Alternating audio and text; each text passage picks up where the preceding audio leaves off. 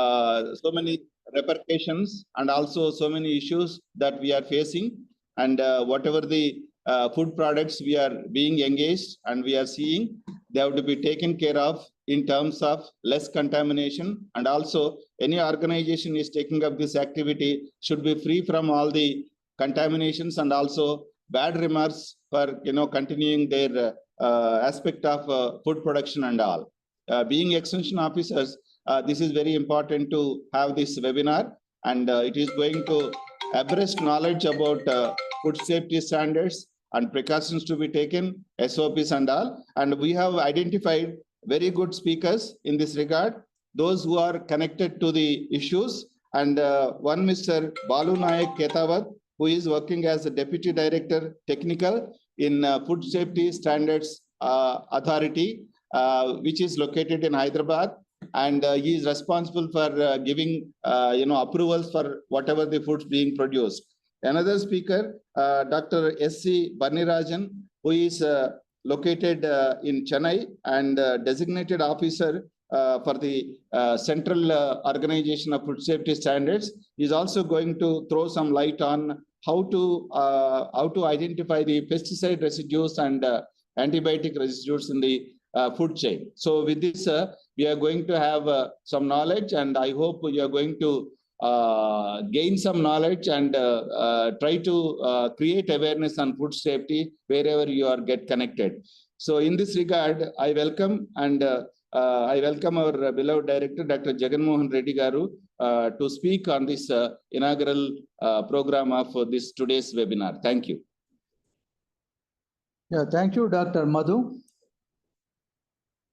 the professor of this institute, EEI Hyderabad, and the in charge of this webinar on food safety standards in agri and allied sector products. I equally welcome the participants of today's webinar and the esteemed experts for giving their valuable time to deliver the topics in this webinar. That is Sri Balu Nayak Ketawat, the Deputy Director, Central Licensing Authority of Telangana, FSSAI, who is going to deliver on food safety standards regulations, and Dr. Barnirajan, Central Designated Officer, Southern Region Office, Food Safety and Standards Authority of India, Ministry of Health and Family Welfare, Government of India, who is going to deliver talk on pesticide residues and antibiotic residues in food chain and organic regulations. So thank you very much to the speakers for giving your time. So this the intention, the idea behind formulation of this webinar on food safety standards, as all of we know, the food safety and security is very much important for the entire in the canvas of the sustainable food production, as well as ensuring the safety of the health of the human being.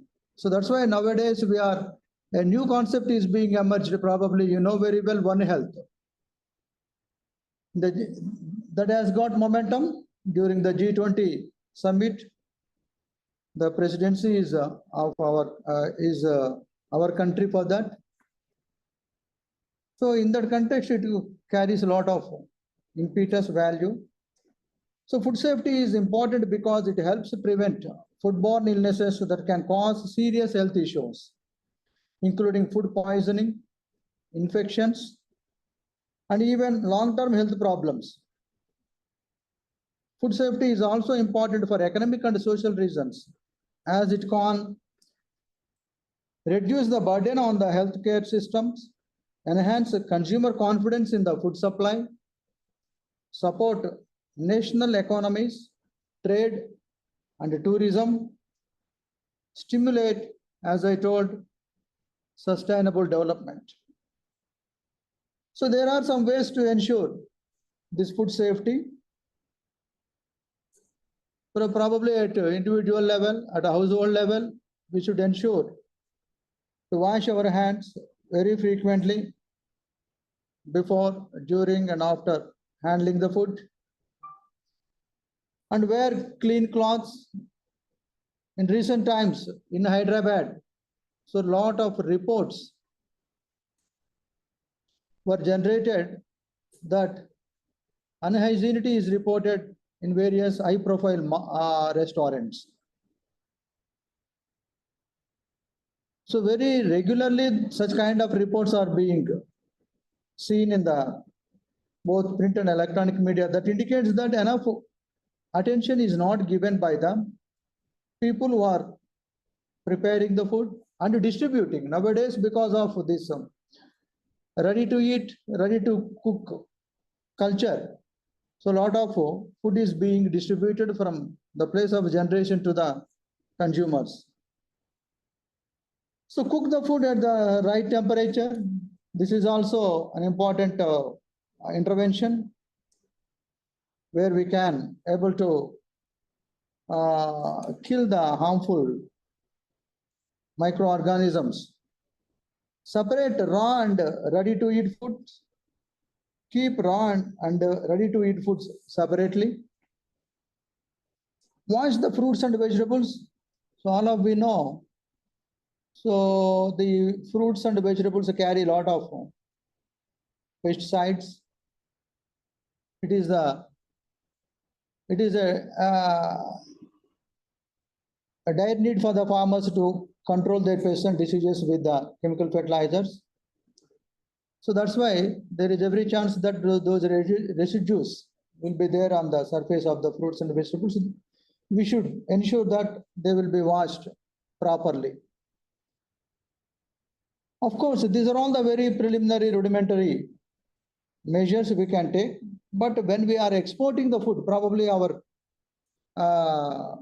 beloved speakers will throw much light on what protocols we have to follow. So we should be very serious, strict enough to follow such kind of protocols, guidelines when we are exporting the food to the other countries. Otherwise, so all the efforts, investment what we make will be futile once they were rejected, once those consignments were rejected at the time of delivery. So whatever the perspective we see, in order to ensure a safe food manufacture, food distribution, and food consumption, there is every need that the farmers should understand what kind of measures they should take at field level. What's the problem? What are the threshold levels of application of the pesticides? Even for that matter, fertilizers also.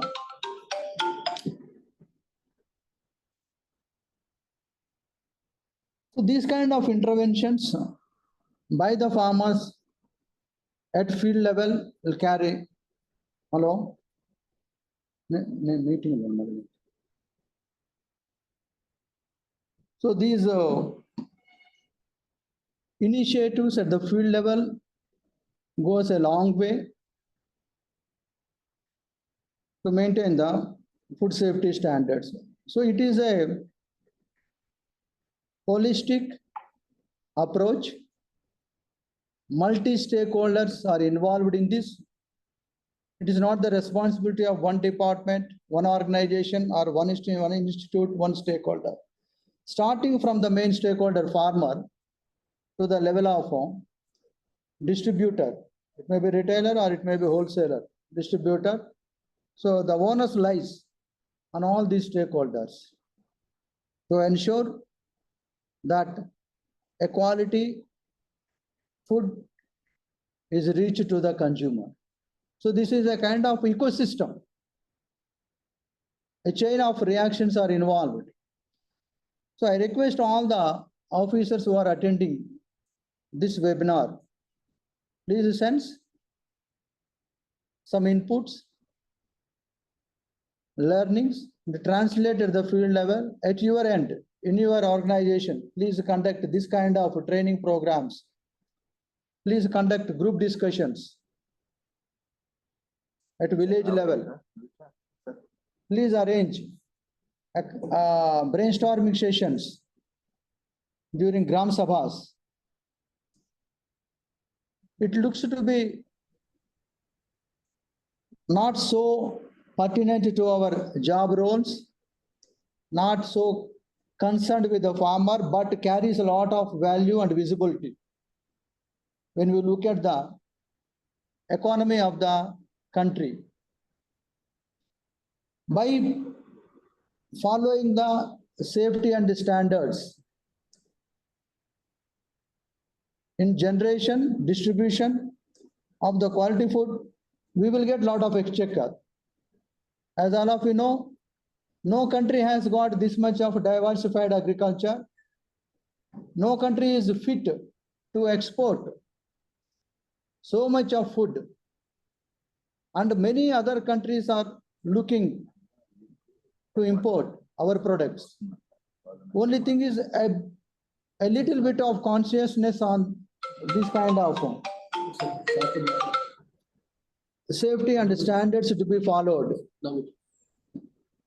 in the food value chain system. Definitely carries a lot of economic, social value, both at the individual or field level, as well as at the country level. So with this, I thank resource persons for sparing very valuable time again. I also congratulate Dr. Madhu Babu for meticulously designing and identifying the right experts for this topic for the benefit of our middle level extension officials of all the client departments of our southern region. Thank you very much. So thank you, sir, for your thought-provoking message to the participants. And he has rightly mentioned that yesterday there was in the news that one fellow regularly buying a huge quantity of rotten chicken by paying only 30 rupees from Chennai, and he is supplying to different restaurants in Hyderabad. That's what the helm of affairs that is happening. So taking into account all these things, we have to know about the importance of these things so that we can also create awareness among our stakeholders. And recently also, in the past also in Hyderabad, there were many cases wherein when the food officers, they have just raided different very well-noted restaurants wherein the food for the last 1 month was stored and same has been supplied to the consumers. That is the situation. So keeping in view, all of you, only thing is we request all of you to take the cream of these presentations, and wherever you are get involved, try to create awareness and make use of this knowledge for creating awareness among the stakeholders. Thank you. Thank you very much. Now let us proceed further. The first speaker,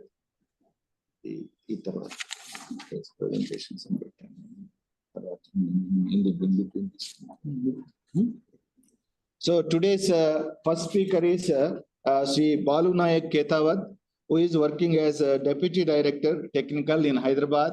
He is the licensing authority for all the food products. And we welcome Sri Balu Nayak Ketawat. Good morning, Balu Nayak ji. Yeah, good morning, sir. Very good morning. Yeah, very good.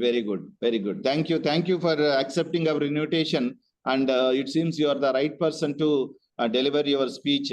And for the sake of information, I would like to give an example that recently we have organized one NABARD project, and in which a buyer-seller meet we organized, in which we have involved and invited same Balu Nayak ji for creating awareness on food safety standards and taking license.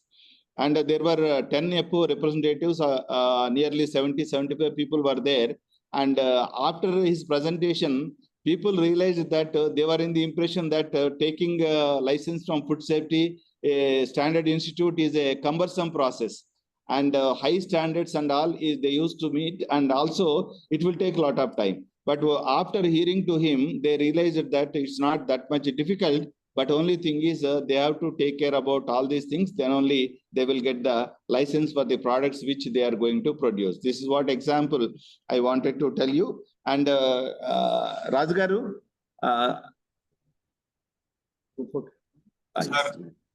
ముందు ఇప్పుడు ఒక group photo తీసుకున్నాము, తర్వాత మీరు slides play చేయండి for introducing the present speaker. Okay. All the participants are requested to switch on your video. We will have the group photo. Sir, Balu Naik sir, మీద ఒకసారి share stop చేస్తాను. Sharing stop చేయండి. Balu Naik ji, PPT, you please stop sharing for a minute so that we will have a group photo and later on we will proceed for that.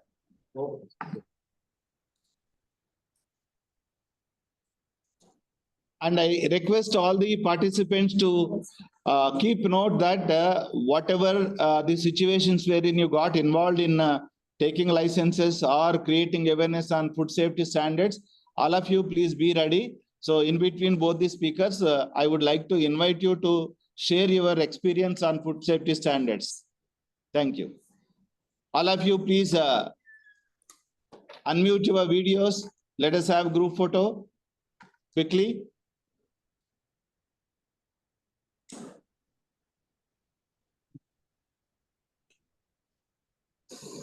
Dr. Samir ji, Sanjeev Naik, Apu Thomas, Amruta KK. Please switch on your videos. Few people had to unmute your videos, please. Ramya Rajan, Samir ji.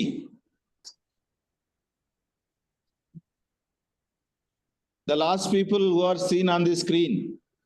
Yes, please. Sanjeev Naik ji. Yes, sir. Yes, Yeah, sir. please unmute your video. Yeah, Rajgaru, please take a screenshot. Done, sir. Okay, thank you friends, thank you all. And so please share, Rajgaru, please share the PPT to introduce about the present speaker, Sri Balu Naik.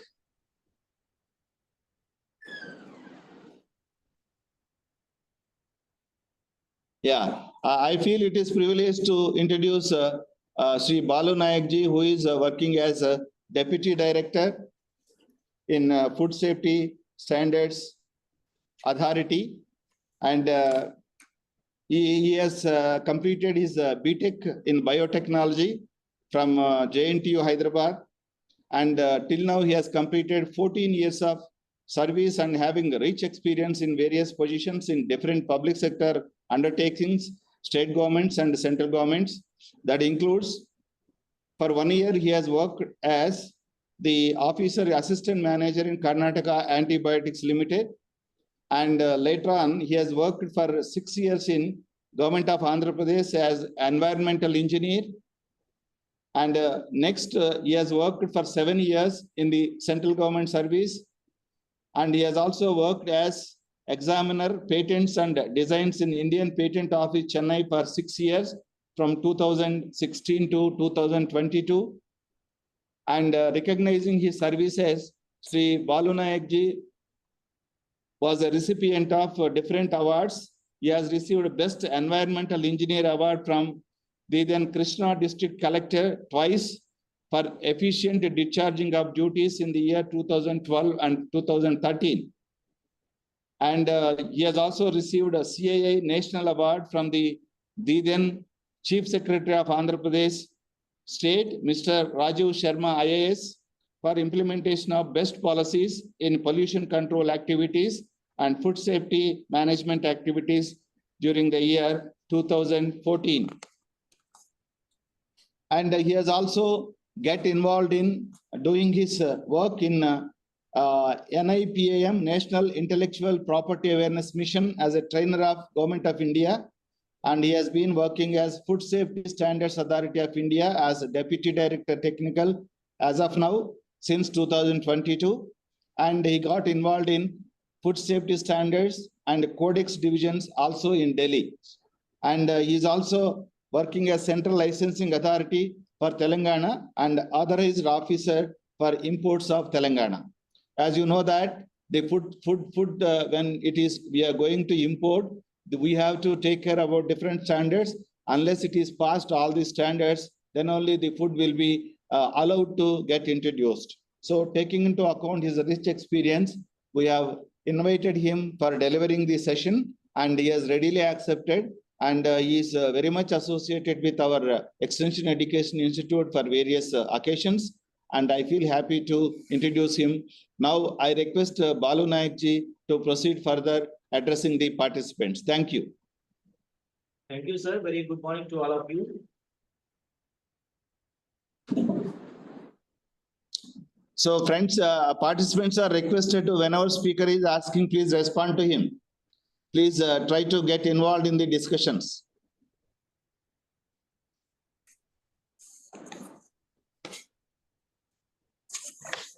Yeah, good morning, one and all.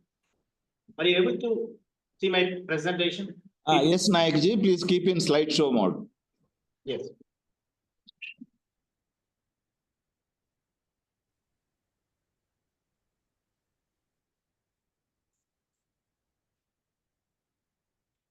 The Food Safety and Standards Authority of India is an apex regulatory body in India.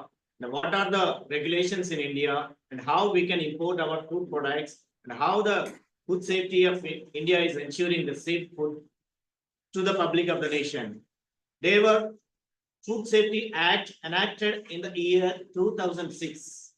Before 2006, there were multiple agencies handling the Food Safety Act, such as Prevention of Food Adulteration Act 1954, fruit separate, meat and meat products separate, vegetable oil separate, and other solvents, milk products, and other commodities acts. These were handled by different agencies such as Ministry of Agriculture, Ministry of Commerce, Ministry of Animal Husbandry, Ministry of other agencies. They have handled the Food Safety Act. In order to bring one nation, one food law, the act was enacted in the year 2006 to facilitate the trade. So FSI is a autonomous body under the Ministry of Health and Family Welfare, established in the year of 2006. Our mandate to ensure safe food. How we are ensuring the safe food with the regulations and standards, I just want to present the next slides. Our main role is protecting the public health and the supervision of the food safety, how it acts, how the food safety regulator acting in the central level and state level.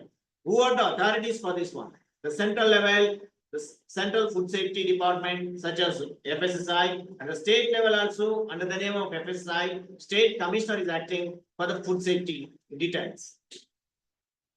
So our FSI, Central FSI, is the main role to laying down science-based standards.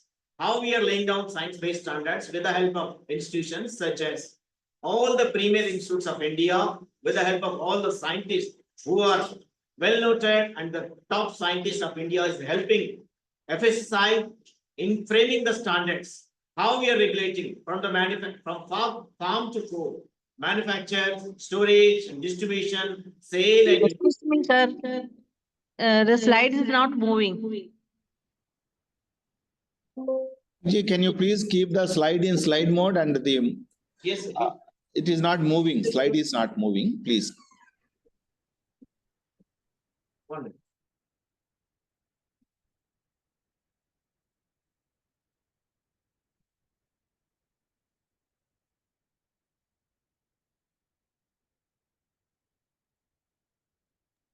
Slide is visible and keep in slideshow mode. Is it visible? Visible. Slide is visible, but you please keep it in slideshow mode. Yes, sir. Yeah, now it's in slideshow only. No. We are seeing only. Sir, Cheppandi. excuse me, Balu Naik, sir. Yes. Sir, while sharing, you have to select the screen option, sir. You want to stop the sharing, sir? Yeah, 1 minute. Yeah, now while sharing, take the option screen, sir. Entire screen option will be there. then share. Then share. Sir, bold bit. And now keep it in the slide mode, sir.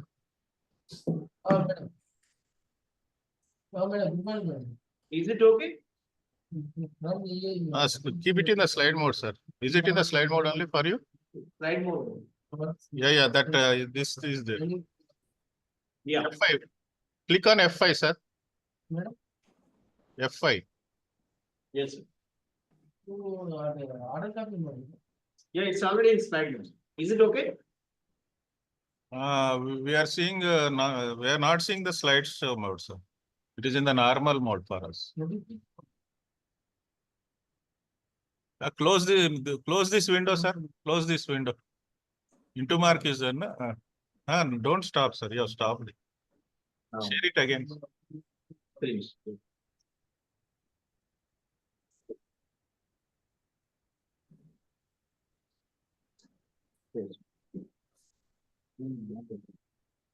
Select the screen and share, sir.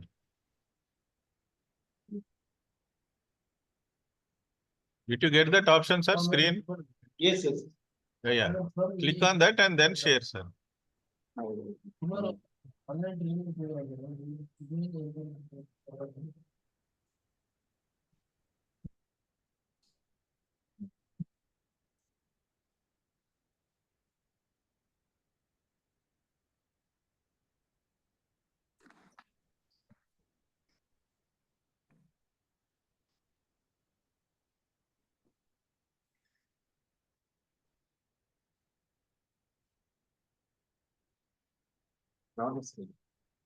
ఇప్పుడు Now PPT open. Now open the PPT, sir.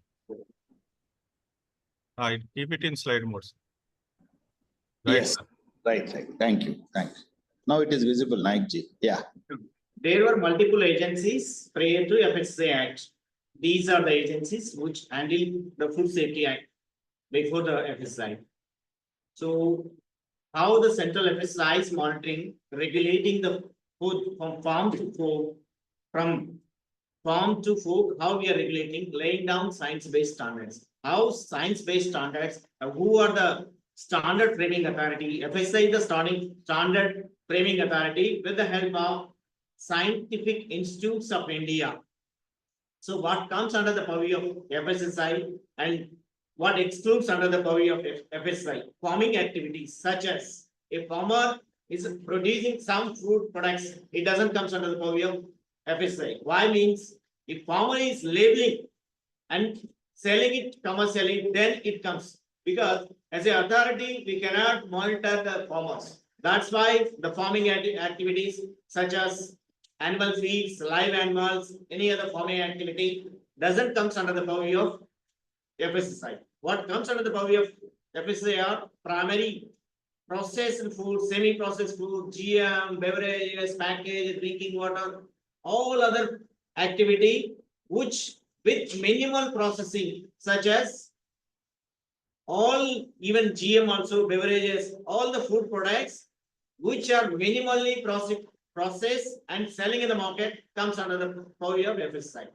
Our main target is one nation, one food law. Why we are targeting? Government is targeting because to ensure to promote the food products, to export our maximum export from the farming activity to the international level, in order to facilitate the business, FSSAI has came out with the one nation, one food law, whose responsibility regulating is the regulator responsibility or the food business operator responsibility? Is it the citizen responsibility?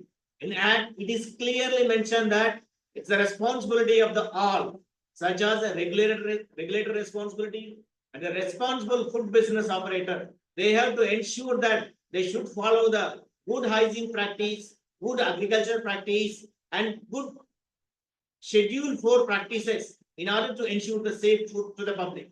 What is the responsibility of the public? As a responsible citizen, if there is any adulteration or any food business operator is not following as per the regulations, it's the responsibility of the citizen to give compliance to the FSSAI. Not only compliance, they can mention to anywhere, any food authority, whether it is state or center. So how the food system, food safety system in the nation, how we are controlling?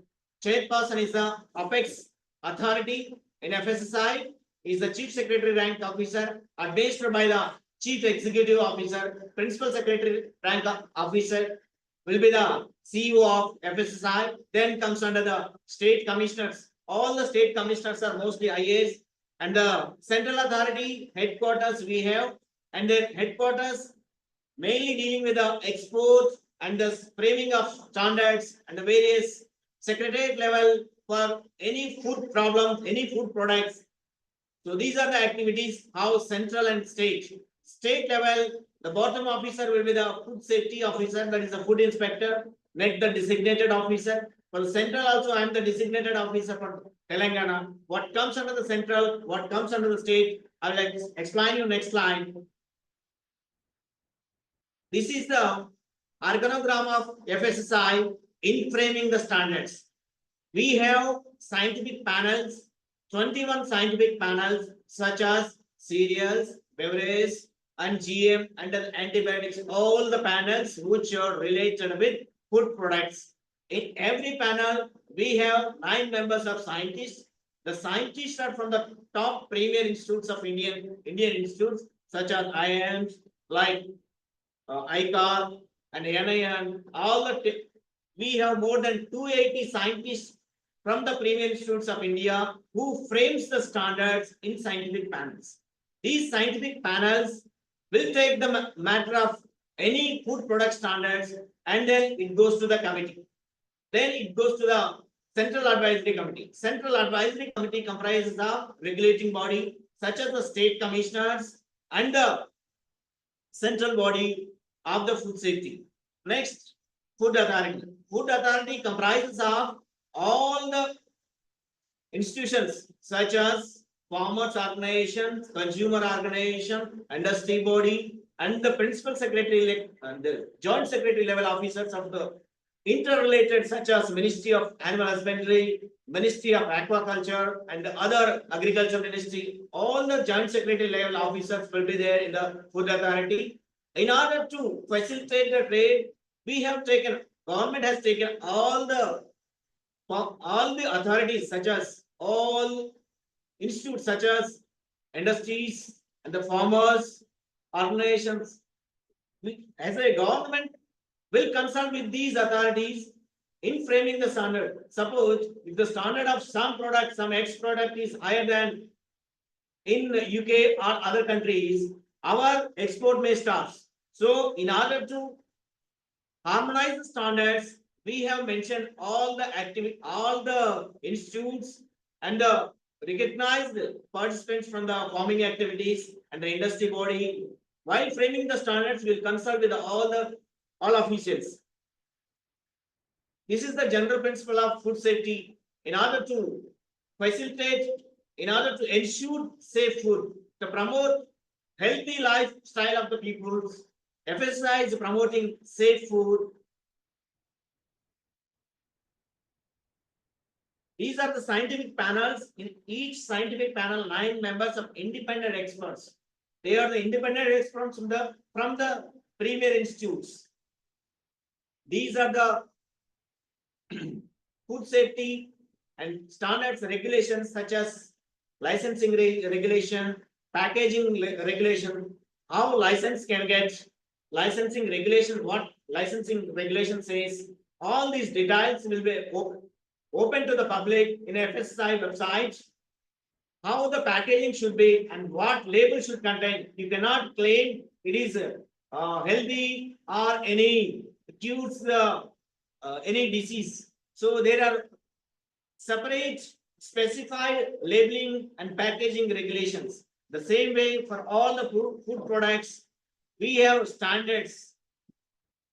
We have harmonized all the standards with international codex. Codex is the international apex body. In order to facilitate the trade, government has harmonized all the standards with the codex. Then prohibition and restriction rule. What the products can be sold suppose if you are importing some product, whether it is allowed, that species is allowed in India or not. That scientific panel on prohibition and restriction of sale will look after that what food products are prohibited. Suppose in Telangana, we have restricted gutka and pan masala. So these are the activities such the scientific panels will also take care. The similar way, how much the contaminant levels and toxins level in each panel, the scientific panel on contaminants and toxins will study in that one and specify the regulations. The same way laboratory and sampling analysis. How suppose any product, what are the regulations for the laboratory?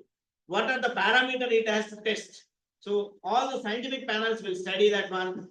The similar way health supplements, the farming activities, suppose if you take the moringa, you are minimally processing it and you are selling it as a tablet or syrup or a capsule.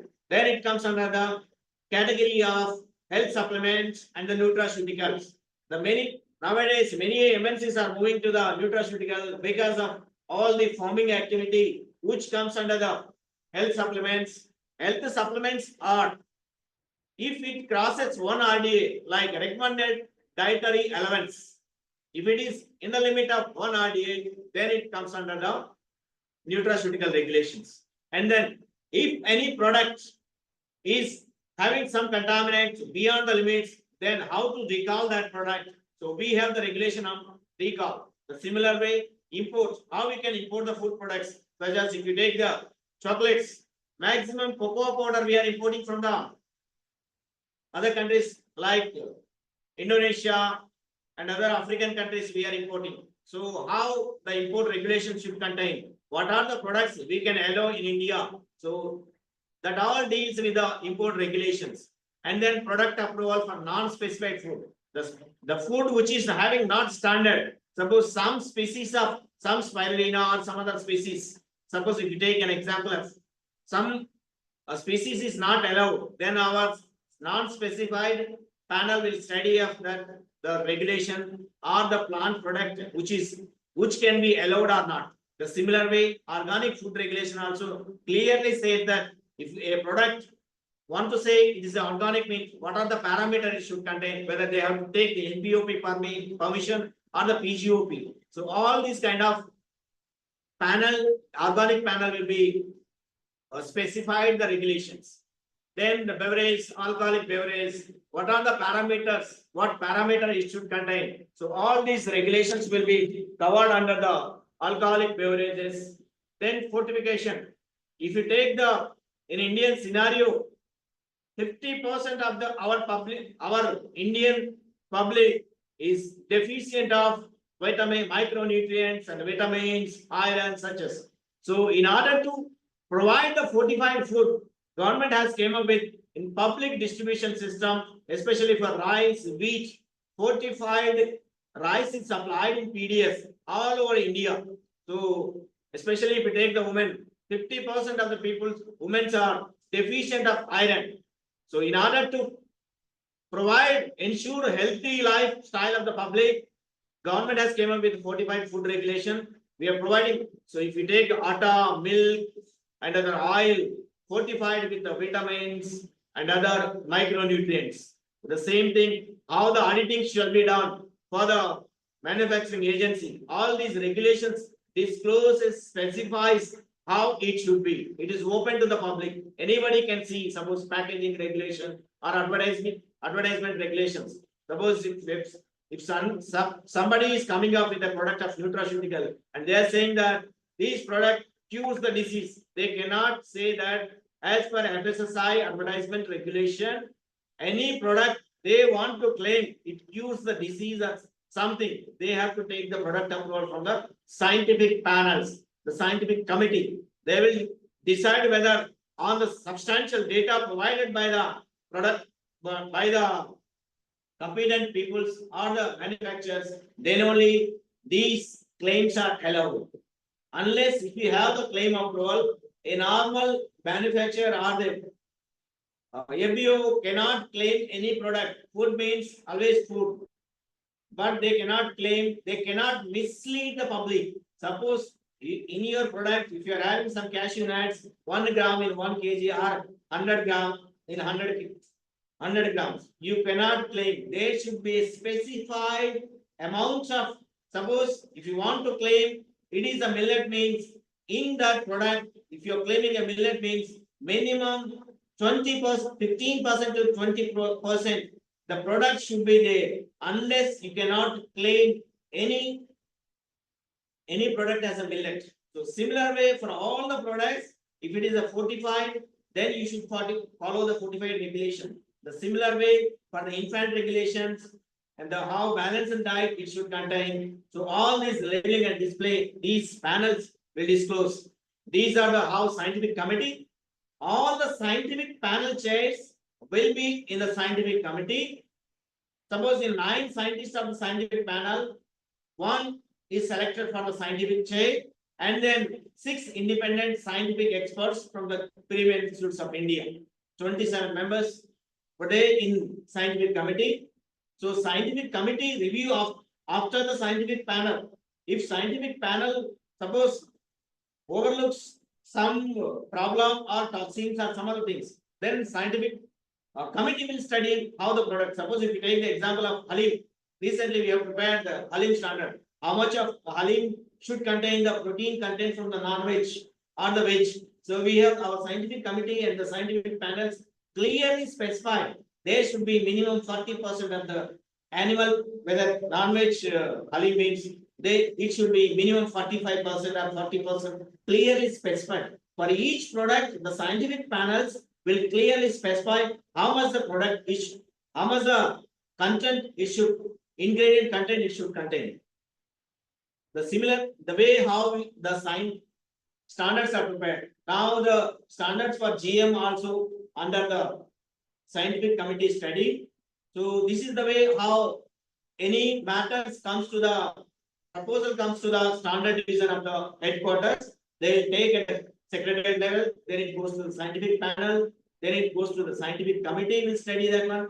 Next, food authority. It's very consultative process and transparent and accountable. All the industry and the farmer organizations will be there in the food authority, and the secretary level officers from the all the similar related, interlinked related officers also there in the food authority. Then it goes for the legal vetting, and then WTO SPS draft notification. Again, after draft notification, it will come for the stakeholder comments. After stakeholder comments, the secretary will take the any comments, what are the issues, and they will take into the consideration the similar process again from scientific panel to the food authority. It will goes, then final legal vetting, then Ministry of Health and Family Welfare will give the final notification for any product. This is the general way of how standards are prepared. Why I have kept all these times means, suppose your product is getting rejected at any time at any country, means any FBO, any farmer can write to FSI regarding the standards. All standards are dynamic. It depends on need of our, like farmers need, industry need. Standards are dynamic. So that's why our scientific committee and scientific panels will study what is the need. Suppose some contaminant level should be increased, means the scientific committee and the scientific panel will take into the consideration, and they will take the risk assessment, and finally they'll keep for the standards. So these are the activity where FSI is involving, transforming nation into the healthy life. How we are, as not only a regulator, we are enabler. In order to facilitate the trade, FSSAI has came up with all the regulations. Earlier there were sudden inspections and sudden problems, sudden there may be a siege of unit. Now the FSSAI came up with all the regulation in order to facilitate. If any of our officer is going to the inspection, the message will come to the manufacturer. The similar way, how now if you take the India going to be a capital of diabetes, how we can decrease the diabetes? Why we are taking so much of sugar? So our FSSAI is studying all the activities and facilitating the public how much the need of sugar, how much the ingredient is, other levels. Everything we have clearly specified in our website regulations and social media also. We have the social behavioral division. In that division, what we are doing, we are promoting local food, eat local, eat seasonal, eat sustainable. Not only importing regulation, we are making the public aware of all. If you take the more sugar, how much sugar level should be, or salt level. If you take high salt or high sugar, high oil, the high fat, then it is the division which looks after all the activities, how much of the need for a normal public or the any suffering public. So in every regulations for infant, how much the sugar content. So all these things, the FSI taking into consideration. The similar way, we are increasing the testing infrastructure. FSSI supporting all the state governments. In Telangana, we are establishing 5 more labs. Even in Tirumala, Andhra Pradesh also sanctioned more than 90 crores for establishing lab. Not only establishing lab, every state we are giving the food safety vehicles. That vehicles contain the basic infrastructure of testing parameters. Any public can take the help of vehicles. In Hyderabad, we have 6 vehicles. Any community or any area, they can take the help of state commissioner. The vehicles will go to the remote areas and test the product, whether it is adulterated or normal product. The similar way, we have FASCO's food safety compliance system. There, any layman or any person can give their comments if any product is expired product they got, or any person is adulterating with some product, then they can give directly to the authority. We will take the appropriate action. The same way, we are training all the institutes, such as every state, we have given target of 1 lakh public we have to train. So from the street vendor to the manufacturers.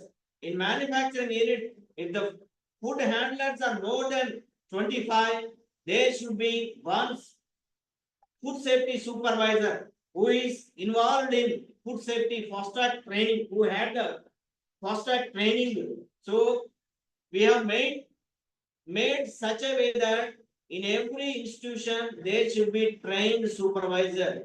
In order to suppose any product, some product they are mixing with other product that not under the specified regulation. Such kind of products we are not allowing unless the regulation clearly says these products can be mixed and they can sell. That kind of products only they can sell. The similar way, standards we are taking even for the biryani also, the standards are under consideration. So everything FSI will take into the consideration with the help of scientific institutes. So these are the activities for the hygiene rating for the hotels and the clean street hubs in every state. Government is taking with the help of state government how to maintain the suppose food streets, how it should contain, and what are the parameters they should follow. What are the food safety measurements they have to take. The similar way, fortified is to ensure the deficiency of public with all the micronutrients, vitamins, and other nutrients. The fortified, we have came up for the milk and the oil, atta, cereals, with the public distribution rice, which is fortified with fortificants, iron and vitamin B complex, other things. The fortified rice is supplied in public distribution. 100 kg of bag contains 1 kg of fortified nutrients. The similar way, the civil supplies and the FCI is looking after all these distributing. The public are nowadays unaware of that. They are getting that plastic rice. It is not plastic rice. It is fortified rice. Everywhere, all the states, the government is supplying the fortified rice. The same way, how to test magic box we have given our website. What are the parameters can test if you take the water, if you take milk, what are the parameters? What are the testing parameters it should contain. So in magic bus it contains. So the similar way for organic regulations, we are giving Jaivik Bharat.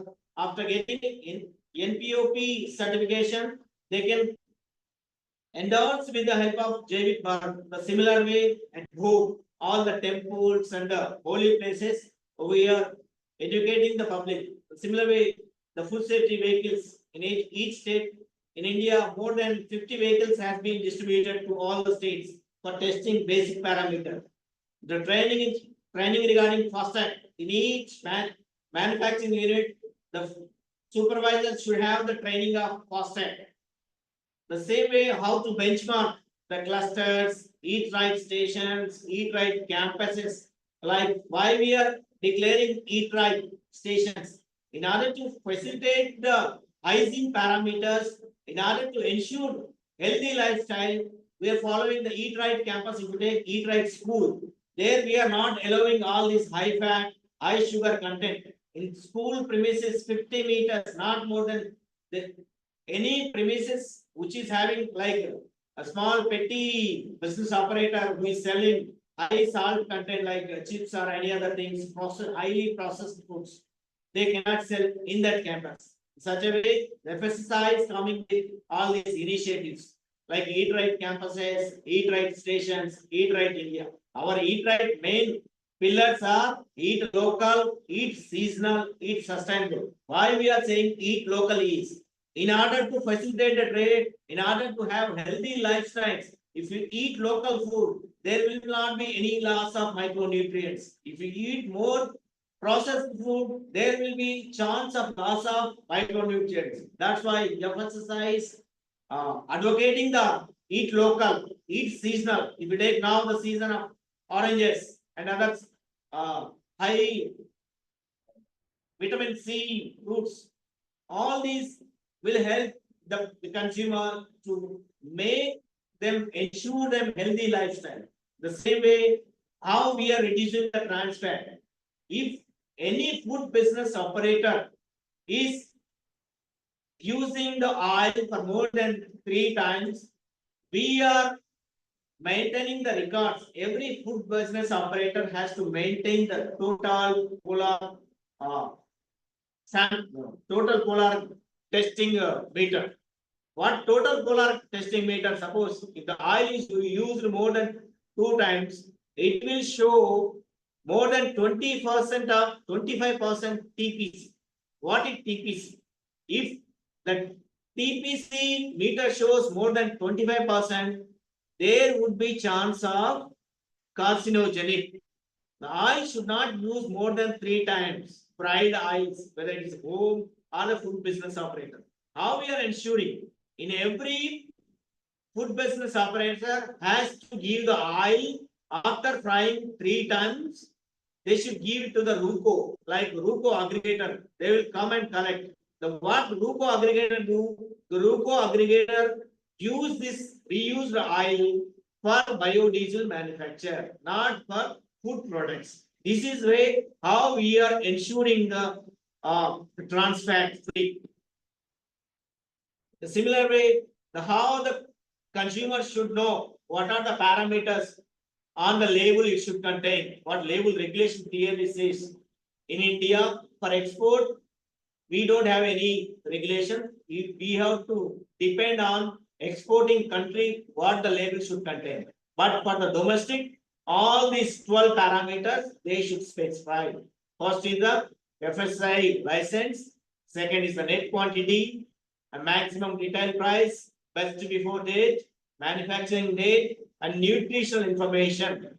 They should give what it contains, whether allergen or veg or non-veg. In Indian domestic market, they should contain batch number also. These are the parameters on label regulation they should follow. Suppose this is the logo brown for the non-veg and green for veg. Why this square type? Square chart is for the this blind peoples. The into mark is for not for food edible purpose. It is suppose if you take the Ria oil, this is for oil for Ria purpose. So they have to specify these are the minimum diameters, what are the label regulation says. Veg non-veg logo is exempted for mineral water and carbonated beverages and honey. So what FSI license application, how can get your license? You can get your license at your premise. We are advocating all the manufacturers in the street petty business operator. You can get your license through online. We not to roam around the offices, even whether it is a state license or the central license. What are the documents required for license and registration? So what is the difference between registration and license? Next slide you'll get it too. These are the agencies, the central, state by the DO and the central by the regional offices, like central Telangana I'm looking after, and the state by the different zonal offices will be dealing about the licensing process. So what comes under the state and central? So it is very clear. Suppose your manufacturing capacity is more than 2 metric tons per day, you have to take the central license. If your turnover is more than 20 crores, you have to take the central license.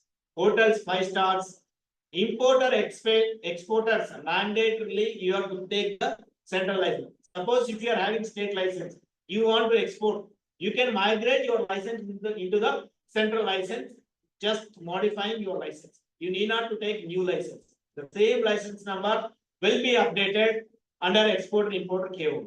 E-commerce, what is e-commerce? If you are selling with your own website or the app, then you have to take the central license. If you are selling in Swiggy or Zomato, you need not to take the central license. You can take the state license. You just add the kind of business. The same way head offices of all the government institutes and the proprietary foods, non-specified foods. So what is proprietary food? Proprietary food means, suppose honey and almond. Honey is having separate standard, almond is having separate standard. You are making honey and almonds, then it comes under the proprietary food. The similar way, any food products, those which are having the standards and you are combining it and selling it, then you have to take mandatorily central license. The radiation processing units and the premises located nearby central premises, airports, seaports, mandatorily they have to take the central license. And the capacity less than 2 metric tons, state license. And the cereals like rice mills, irrespective of capacity, they can take the state license. But if they are exporting to some other country or they are importing, then mandatorily they have to take the central license. The similar way, star hotels and the small major hotels comes under the state public good. So this is registration. Petty food business operator can take the registration. Their annual turnover is, if it is less than 12 lakhs, they can take registration. It is just, the registration is just for 100 rupees. Don't go for any third party. You can apply in online, just basic documents, premises of location and the photo ID. These are for the milk, other. So what are the documents required for the central licensing? If it is a, how can they select the kind of businesses? Whether you can select n number of kind of business, proprietary food or export, import, all kind of activity you can select. The fees is same. The fees will not vary with the kind of business. So this is the Pasco's food safety compliance system where you can apply your license, select the location where and select the kind of business, then fill the details. You will get 17 digits ID. Then the field communication details, submit. Then it comes to the DO, whether it is a state DO or central DO. The same website for the state and central. Then we will scrutinize. If it's a larger manufacturing unit, we will scrutinize the document accordingly and we will issue the license within 30 days. You should provide within 2-3 days also we will provide the license, but the document should be in proper order. So this is the first course where you can apply your license. You can get to know what is the kind of product you are selling, how to renewal. Even renewal also we have given. For the traders and small petty business operator, FSSA has given Tatkal also, and within a day you can get your license. It is very easy. You want to export your product by tomorrow. Today itself you want to get your license means you can apply for Tatkal license. This is a very easy process.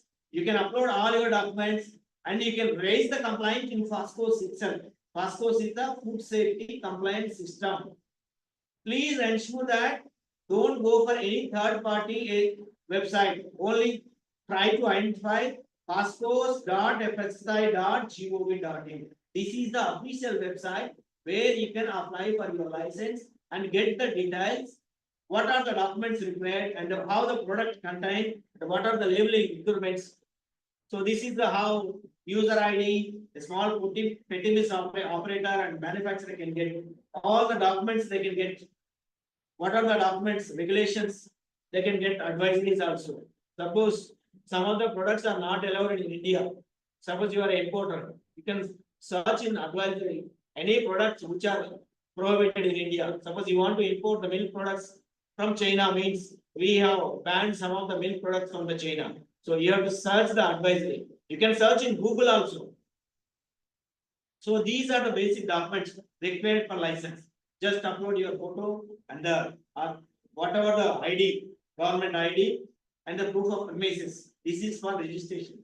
Registration is for the petty food business operator and for the small manufacturer. It is just 100 rupees, not more than that. So this is for, these are the documents for the larger manufacturer unit. Suppose they have different directors, 5-6 members. They have to give the declaration, Form 9. Form 9 is an authorized person who looks after your manufacturing unit. For a proprietor, you need not to give the Form 9. The similar way, you are taking some product manufacturing by some other unit and you are relabeling it and repacking it. You can take as a relabeler and repack. We should submit a recall plan. Why we are asking for recall plan is if some product identified having the some level of contaminants is more than the specified, then we can call the you know that Maggi product, how we recall the the similar way the product can be recalled. For that, we are asking for the recall procedure and then the production unit photograph. If it is a high risk unit, definitely our officer, high risk means milk, meat, all other proprietary foods comes under the high risk. So all this unit mandatory inspected. Other units like a trader, we will not inspect. Even the state authority will not inspect. We may call you, video call the authority, and they can give within a day also. If the exporter is needed immediately, we can get your license within an hour also. It is very simple process. Don't go for any third party. You can apply at your premises. This is the recall plan. How the FASCOS website and other links. The conditions of license. What you have to display at your premises. You are a manufacturing unit means. Suppose your manufacturing unit is larger manufacturing unit. You should have one life science background employee. Means they should know about the biological activity of the product. Suppose some salmonella, other graduates cannot detect or cannot identify what are the testing parameters, what parameters they have to follow. Similar way, they should have one graduate. The testing should be how small startups can test. You can take the help of state government labs and food safety vehicles. Why we are asking in a 6 month means at least in a 6 month, a startup can get your material or food product tested in a 6 month. In annual returns, you have to submit your test details. And the other conditions are under the schedule 4, the how the supply chain should be maintained. And suppose you are a manufacturer, raw material you are taking from some other person, then you should ask their license, whether they have a license or not. So similar way, annual returns every year before 31st of March until May, you can submit.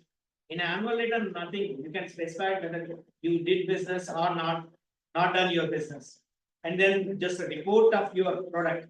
This is very simple process. And ensure that you can add n number of product in your license. Don't manufacture other than your license. If you want to manufacture other products also, just modify your license and add in your license. That's what while inspecting, if your product is not there in license means the penalty will be levied. So you have to follow the schedule 4 requirements such as hygiene parameters and the training for the first hand supervisor. Even the training also you can take the online.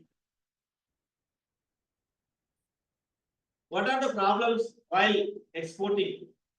These are the problems. That's why the farmers should be every time we should intimate the farmer not to use more pesticides. Suppose if you use the pesticides, after few days, you should collect and then process accordingly. Then only we can reduce some of the toxins or like pesticides.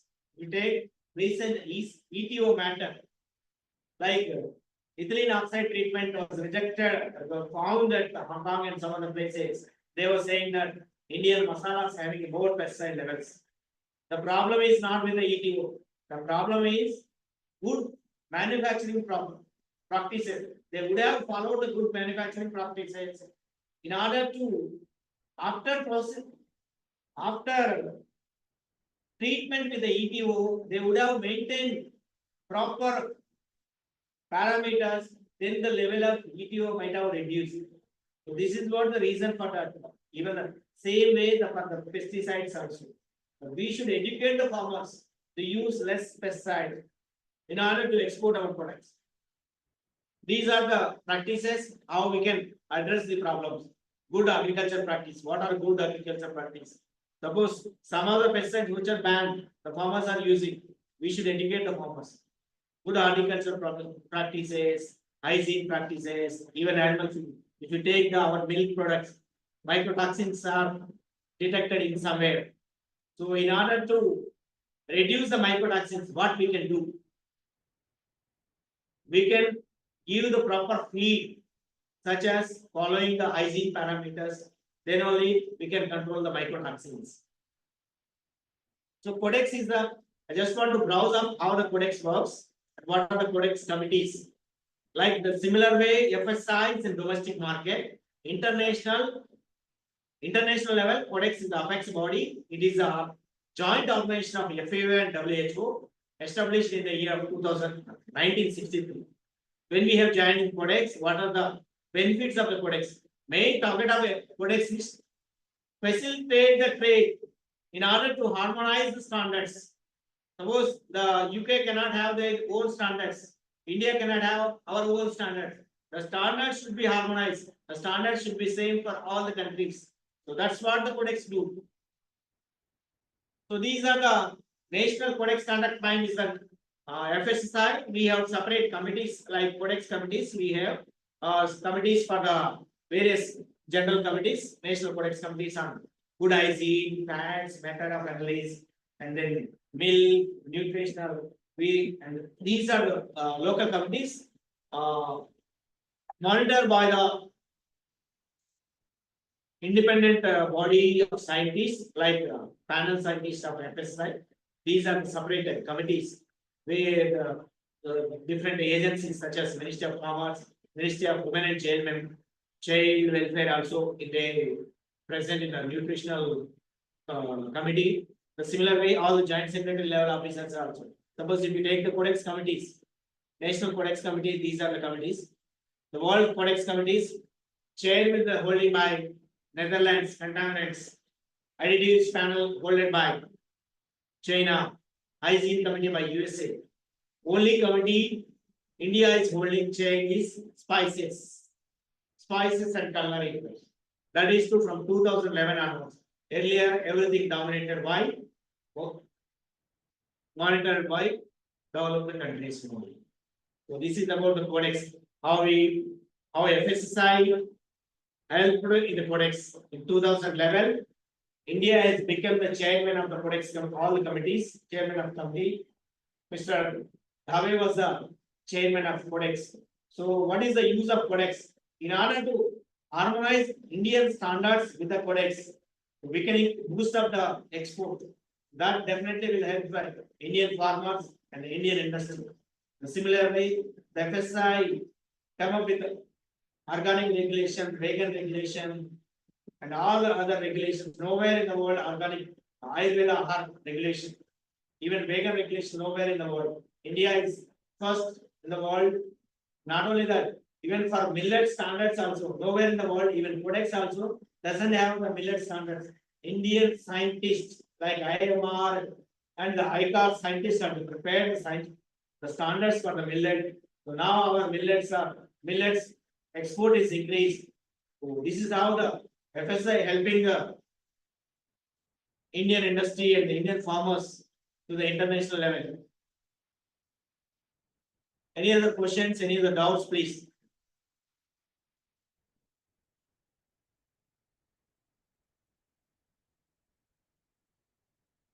Regarding license or any other states also?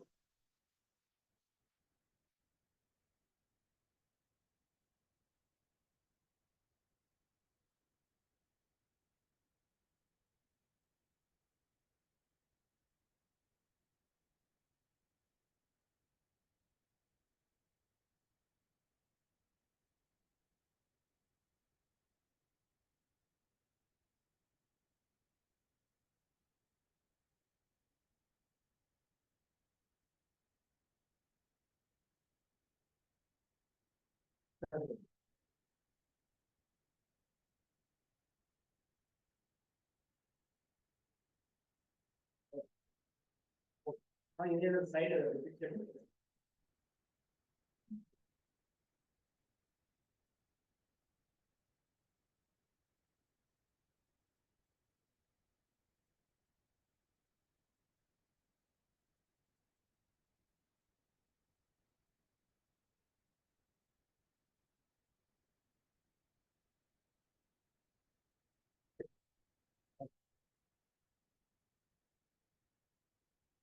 Yes, sir, you can ask.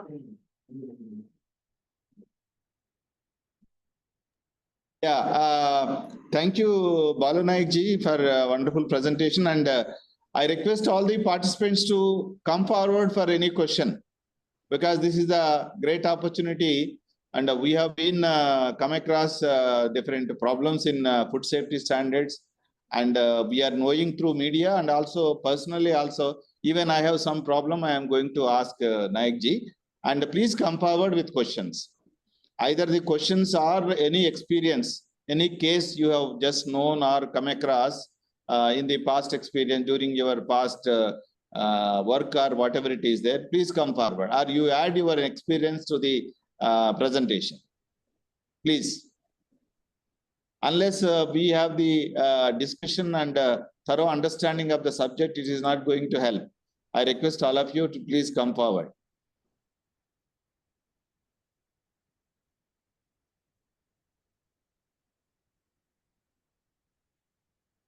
Anyone, please? Am I audible? Yes, sir. Yeah, please. So here there are different things like the what type of products really needs standardization and also license, and what are the different problems at different levels. And suppose if you found any contaminated food, to whom we have to approach. All these things, day-to-day life, we are experiencing lots of problems. Even I have some problem, I am going to ask Naik ji. So participants, please come forward. So we will take 5 to 10 minutes for this purpose, and later on we will switch on to next speaker. Rajgaru, can you please show the pictures I have sent through mail? Rajgaru? Sir, okay, sir. On behalf of participants and also Naik ji, actually we are using packaged drinking water, and I think 15-20 days back I have purchased a small water bottles from Ratnadeep. And actually I never saw that when we take water, municipal water from water supply and all, usually this bleaching powder something is added to prevent contamination and all. When more and more such a thing is added, we used to have some smell. And similar smell, not exactly, but similar smell has been observed by me when I just open and drink the water, and a lot of some bitter smell is observed. So is there any mechanism to report back? Actually on this, there is one number printed on this bottle, and I'm going to just display the pictures. You can just suggest me. And this is first time I have been, usually we have been purchasing drinking water bottles and all, but first time I observed this. So can you please throw some light and tell me, guide me, and to whom I have to just make a complaint, or is there any such mechanism is there like that? Yes, sir. Yes, sir. It's a good question. Rajgaru, you can change next picture, please. This is the best before 2811. It has been printed on this bottle. And can you please show the other picture? Rajgaru, yes, this is what the bottle, and it is having ISI license, ISI mark also on this. And it has passed through FSSAI, and there is a emblem of FSSAI on this. And to whom I have to report, actually a different smell I observed, and so I stopped taking this, using this water. Yes, sir. So for this, actually the batch number is very clear. So Yes, we sir. take other bottle. So which is how to comply. First thing I want to tell.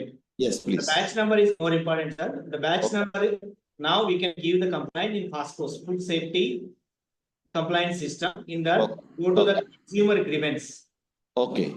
So you can add all these photos in the Okay. concerned area, and you can Okay. give the FSI license. All these photos are enough, sir. Okay. So similar way, I'll take directly, I'll inform the state authorities. Sir. It is state license, sir. So Okay. state FSO will take the sample and they will send it to the lab. If Okay. lab founds any these kind of things, definitely we'll send a notice and we will take the appropriate action. This is a Okay. general procedure, sir. But Okay. in FASTCOS is the best. In any other state, automatically it will goes to the concerned authority. Okay, sir. FASTCOS is the single website Okay. where consumer, any product it is, irrespective of state or any other thing. Hmm. Only thing is, it should contain the seller address or the batch number, that's all. And then details are all the, suppose now the regarding bottle. You can mention that the smell is coming for this. Okay. batch number. That's all, sir. We'll take another bottle and Okay. we'll, the same, what action has taken the government authority will revert you. Okay, sir. Okay. Thank you, Nayakji. Because this is the right time to just get known and then get clarified. Because I tried, if I am just, for example, actually, when we take some food afterwards, that similar taste is retained. That way also I tried. But getting a lot of very bitter smell when I am drinking water, that is what actually I observed. Yeah, thank you. Nice. Suppose if you take some biryani or some other thing, we can add to some, because Correct, by the time correct. you send it to the lab, it may start. So Yes. that's why you can complain to the zonal authorities regarding microbiology, suppose some biryani or some food product. Correct, sir. Or Correct. we can directly send the similar batch number bottle. If found the similar way, Yeah. definitely next appropriate action will be taken. Okay, thank you. And Nayakji, one more thing actually, during introducing you also, I was mentioning in Begumpet yesterday, it was in the Telugu newspaper. One fellow is continuously getting some rotten chicken from Chennai, and he is buying with only charging 30 rupees per kg, something like that. It was in the news because they have seized that unit and the Yes. action are also started, sir. Yes, sir. Yes, that's what actually. Very proactive in the state commissioner also. Yeah. Every day news we are coming, sir. So Yeah. with state and central, we are doing continuously monitoring, sir. Okay, sir. Okay. Since we are planning for this webinar, it was just caught to my eyes observation, and then immediately I wanted to just tell you this, and you might have just come across that because you are the authority. Yeah. Thank you. Okay, thank you very much. So, friends, participants, please come forward. Any of your experience you share, or if you want to know anything further other than whatever he has explained, you please come forward. You see, a simple listening is not going to help us. So, having a breadth of knowledge on any topic, and especially this is what actually food is very important to all of us. Every day, day-to-day life, we have to just be very careful, especially after COVID. People are very conscious about food. Everybody is talking about nutritious food rather than filling the stomach. And now after COVID, the sales of dry fruits have been increased like anything. For getting immunity, people are saying. And nowadays in the social media, when we open lots of presentations in the YouTube, and also everybody used to tell how to increase your immunity, how to reduce your problems, and how to just make homemade food and without anything. And if at all we wanted to purchase food from outside, what are the things we are supposed to take? All these things, lots of knowledge is available. But the only thing is, this is the right time to know about. So unless we ask, we are not able to know about that. So it is the right opportunity. So kindly, even for this, my satisfaction, at least few of you, please come forward to ask some questions regarding this topic and anything you wanted to know relevant to this, please.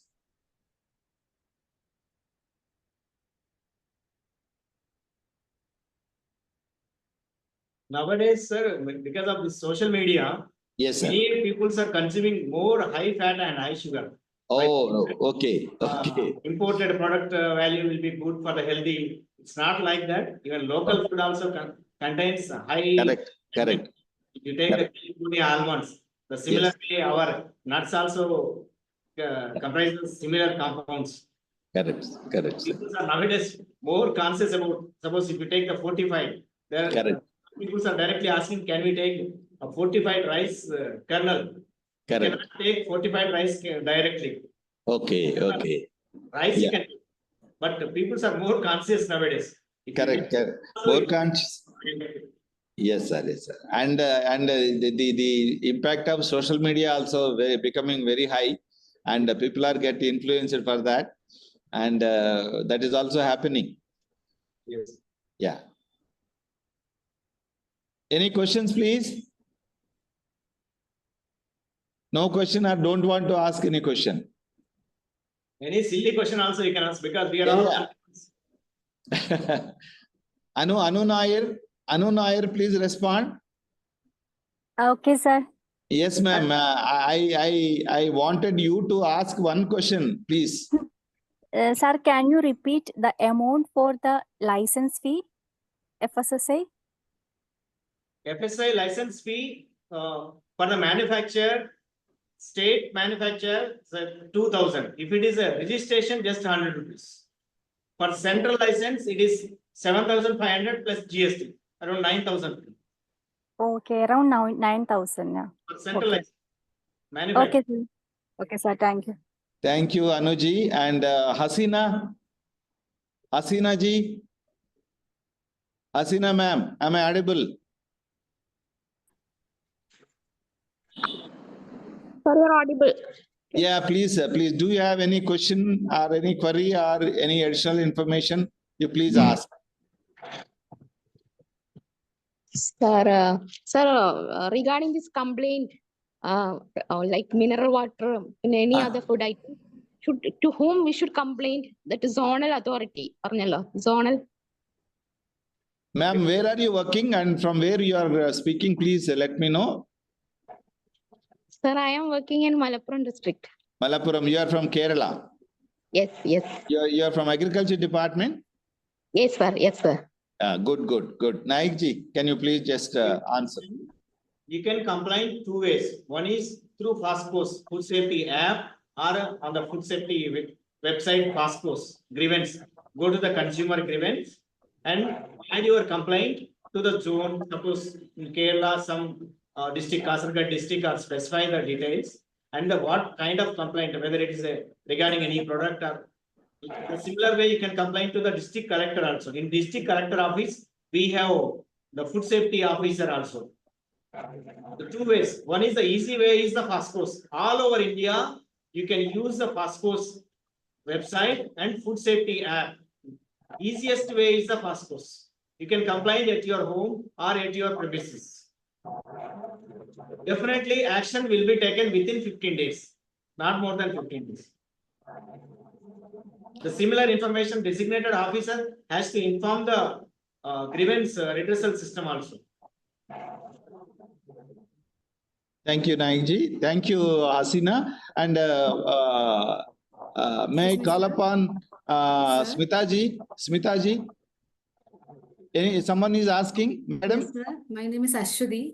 So I have a doubt. Sir, Yeah. once our registration, FSSA registration is applied, and if there is a change, if you plan to add upon a new product, or if there is any change in the existing license, if you are planning for any other new venture, how long the FSSA license will be in power, or how can we modify our existing license procedure, or only after 1 year only we could change the existing license procedures?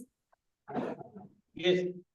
For the existing license, you can modify n number of times. You can add whatever the products you want to, or the kind of business. Suppose initially you have taken for trade. Again, you want to manufacture it.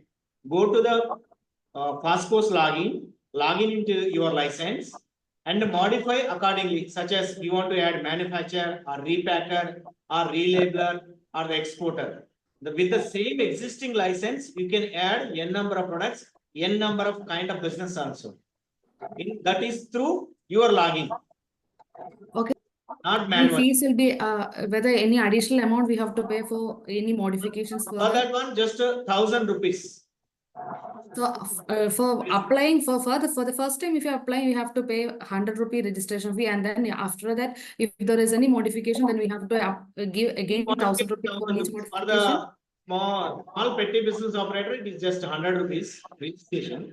Okay, If sir. you want to modify it into as a registration to license, that is 1,000 rupees, even Okay. central or state.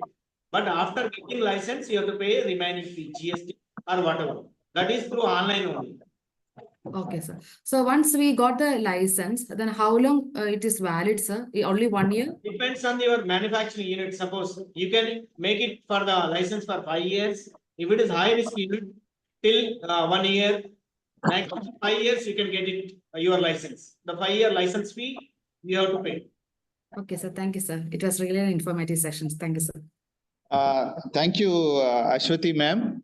Banni Rajanji, can you please stop your sharing? We will take another 2 or 3 questions. Otherwise, I cannot see the names. Thank you, thank you. Yeah. Smitaji from Fisheries, I think Smitaji is from Odisha. Smita ma'am. No, sir, I am from Kerala. You are from Kerala. Oh, sorry. Smita name is common in Odisha. So that's why I'm just, okay, sorry. You are from Kerala. Can you have any query? You are having any query, please? Yes, sir. I have a query please. about honey. Is there any standardization done for honey? Ma'am, I couldn't get your voice properly. Is there any standardization has been done for honey? That's what our question is. Very clear. In Google itself, you can type FSI standard for honey. Around 26 parameters standards specified for honey. In FSI regulation also, honey sweets and honey regulations very clear. It's open to public. What are the parameters our standards has given, standard division has given? There is a clear cut parameters for testing honey and standard for honey also. We have standard for honey. If we don't have the standard, directly we'll follow the codex standards. We have standard. Yeah. Thank you, Smitaji. Dr. Banot. Dr. Banot,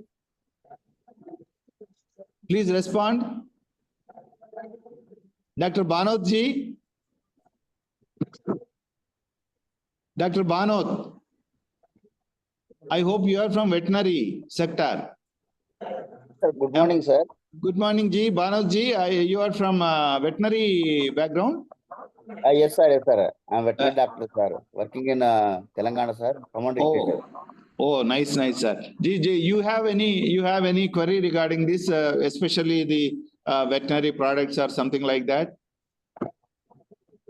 No, sir. Nothing, sir. Actually, I'm listening this actually first time, sir. Actually, this webinar. We don't have any problems, sir. Actually. Okay, okay. Right. Thank you very much. Anyone? Ramya Ranjan? Ramya ji? Ramya ma'am?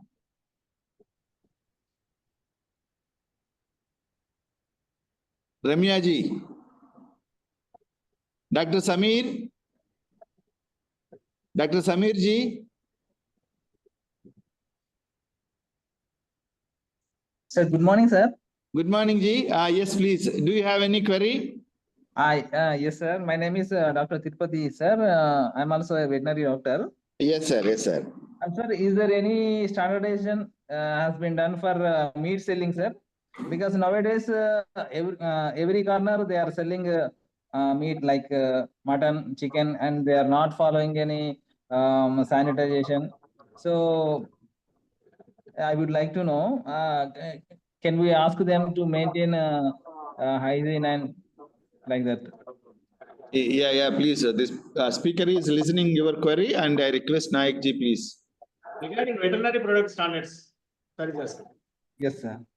Veterinary products, we have standard meat and meat product standards. It's clearly specified in the Sir, regulation.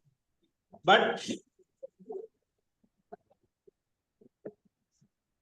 meat product standards we have, and other veterinary products, animal feed as of now doesn't come under the purview of FSI, but in future also, there is a chance to come into the purview of FSI. Animal feed. The series of meetings ministry has conducting, but we are not sure that when the animal feed comes under the purview of FSI. Okay, sir. Thank you, sir. Thank you, Dr. Saab. Thank you very much. So if you have anybody is having any query, otherwise we will switch on to next speaker. Any other participant would like to ask anything, please?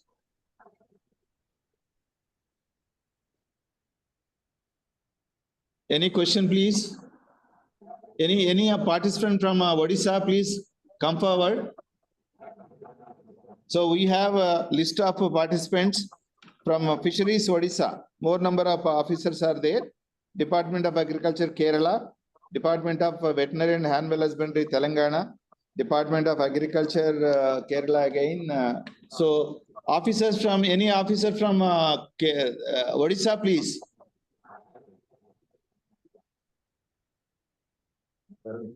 Any query from Odisha? Okay.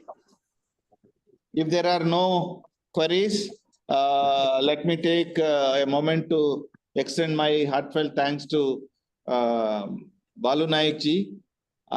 Thank you, sir, for giving you a valuable time. Soon after I asked, he has readily accepted to address the participants. In fact, he is a very active officer who is taking care of all the licenses that are being given, especially in the state of Telangana.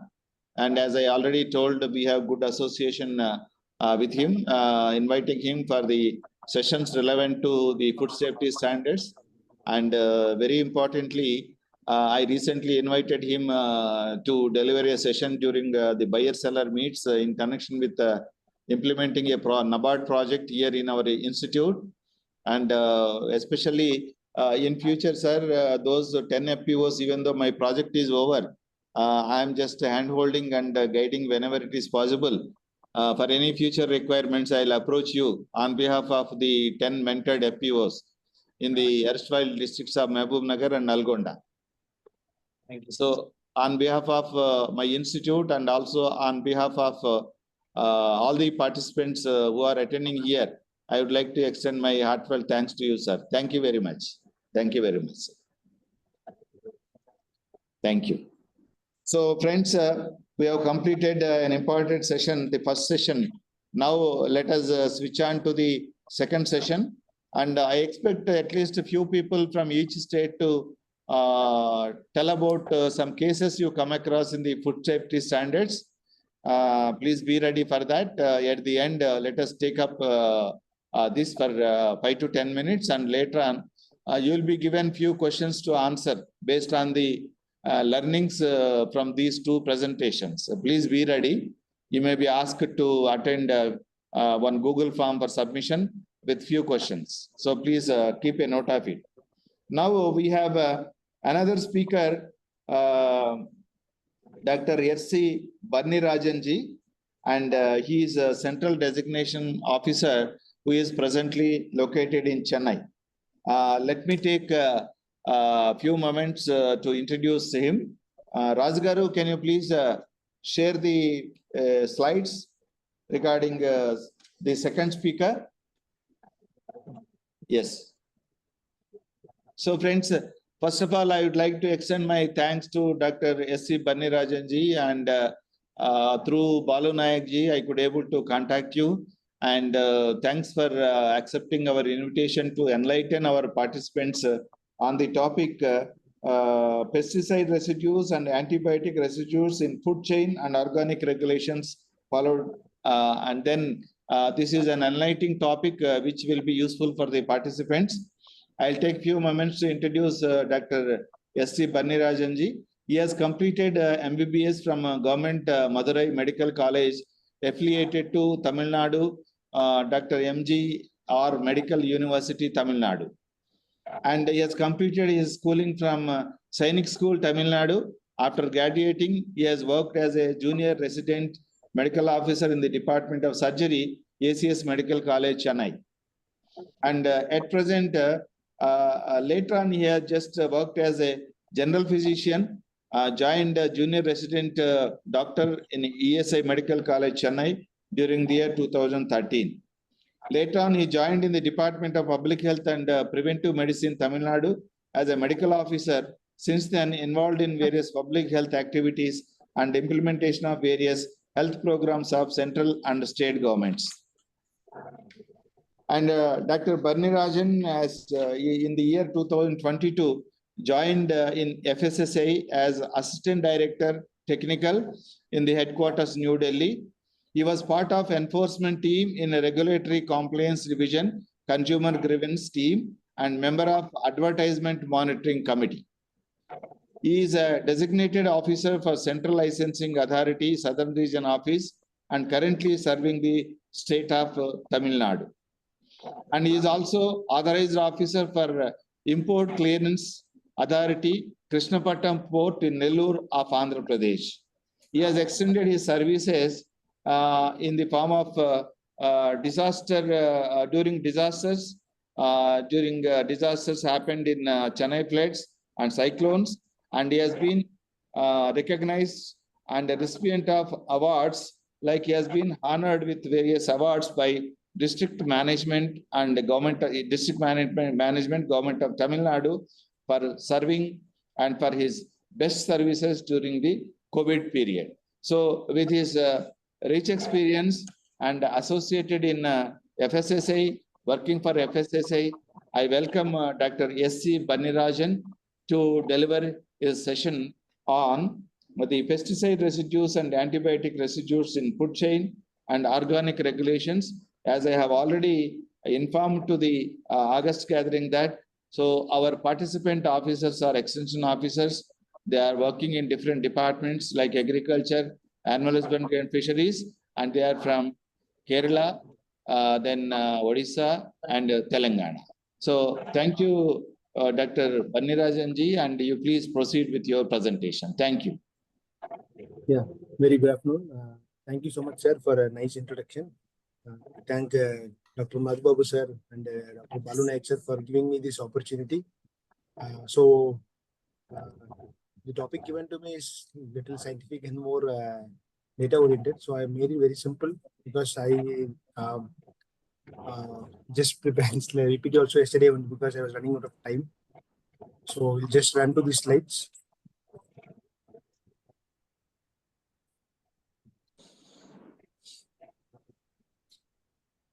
Is my presentation visible? Yes, yes, visible. That's okay. So, as we all know, the human population is booming nowadays. So automatically the demand for food in the global arena is also increasing. So as a result of the global food demand, the production has increased. Okay, to meet up the global food security. You all know, you all may be aware. So as per the data, the food production has grown more than the human population. So how was it possible? Any idea? How was it possible? Okay, I thought we interacted, but fine, I will Participants, continue. please respond to the question, because now and then having interaction will enlighten our learning also. So I used to request repeatedly, please respond to the speaker. Thank you. Fine. So we need to produce more global food for the world to ensure global food security, because still into 2024, there are a lot of undernutrition, malnutrition cases reported. So meet all those things. A lot of methods, like the very best example could be the green revolution, right? You all may be known. It was somewhere from 1940 to 80s from Mexico. It came into India. So which gave increased production. Am I right? So what is green revolution? We adopted various techniques to increase the crop output per unit area of the cultivable land. So it has a lot of good effects also, but the techniques adopted were mostly of artificial things, like they're using a lot of artificial fertilizers, manures, pesticides to ensure crop productivity. So at the development of all these things, now these things have come into the picture, because the pesticides are nowadays used more in the food, which are carried to the food chain and to the end plate, right?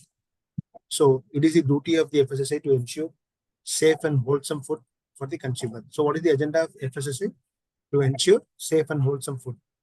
So with the day, the Food Safety Act was enacted in 2006. In effect to the Food Safety Act, a lot of regulations came in. What Balu Naik sir has told you very in detail in the previous session. So one among the regulation, very important regulation which deals upon the pesticides and antibiotic residue in food chain is Food Safety and Standards Regulation, which deals with contaminants, toxins, and residues, 2011. So this is the regulation which actually deals with all the details about the pesticides, contaminants, metal contaminants, or your antimicrobial drugs, veterinary drugs, everything. So it's there available in the FSSAI website also. You can have a detailed reference on it, because it has a lot of numerical value and scientific data. The chemical names and all, it's very difficult to actually by heart. We usually refer, and some most common pesticides or contaminants we know it, because by practice we are doing.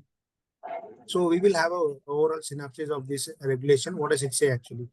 So as I said, the ultimate aim of FSSAI is to ensure safe and wholesome food for the consumer, to the country. Okay. So to ensure safe and wholesome food, the FSSAI should set some limits, right?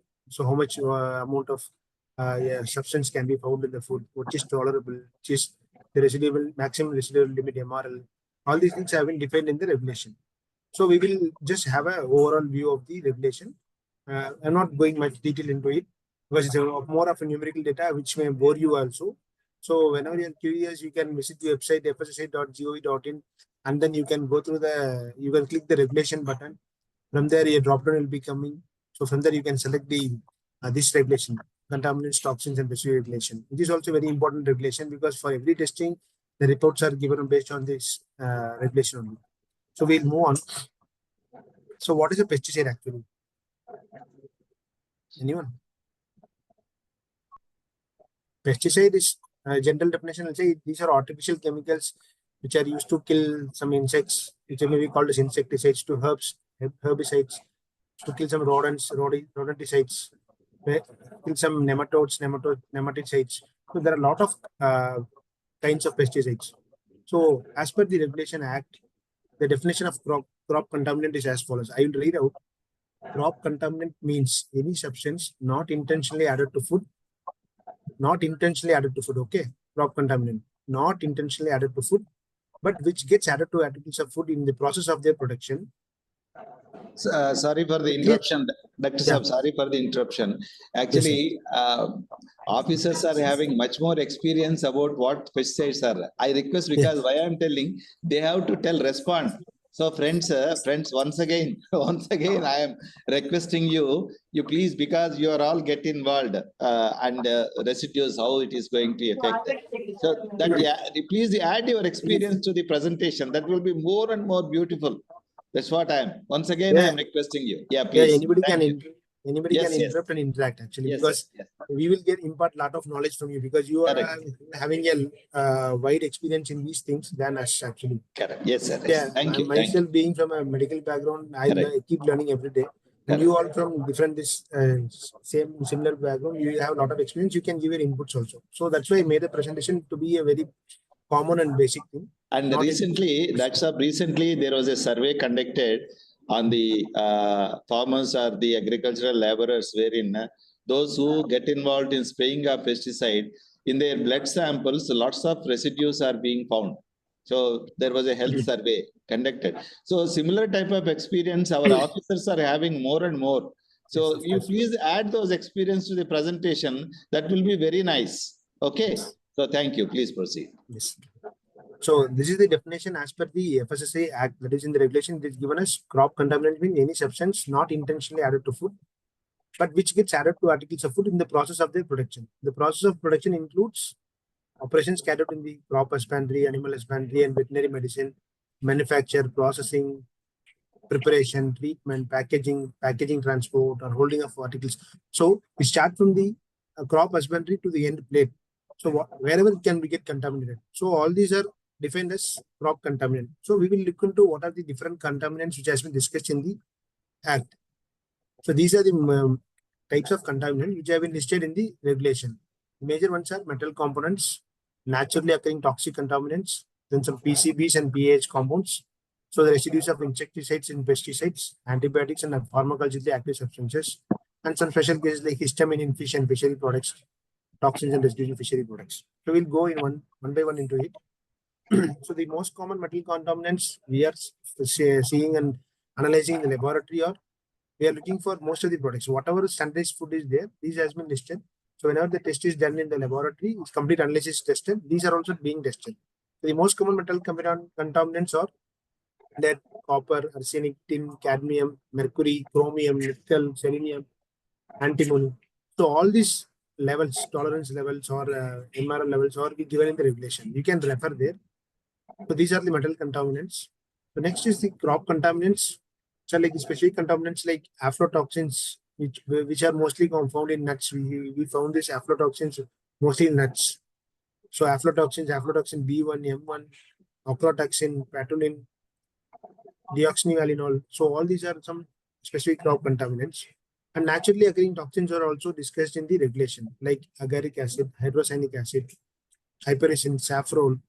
So you all might be little familiar with these things. If you want to get into detail, because we don't have much definition or something defined in the regulation, we have the tolerance levels or MRL levels. So all these things are there. So we have this as a reference thing for our evaluation of the product. So next this is the most common and the serious issue we are facing in FSSAI right now. So there are a lot of residues has been detected in the food products. Most commonly, recently we had this ETO. That time we conducted a lot of analysis of the spices and spices, masala powders, curry powder. In those things, we found a lot of pesticide residues. So when we spoke to the manufacturer, they were not aware. They say it comes from the farmer itself.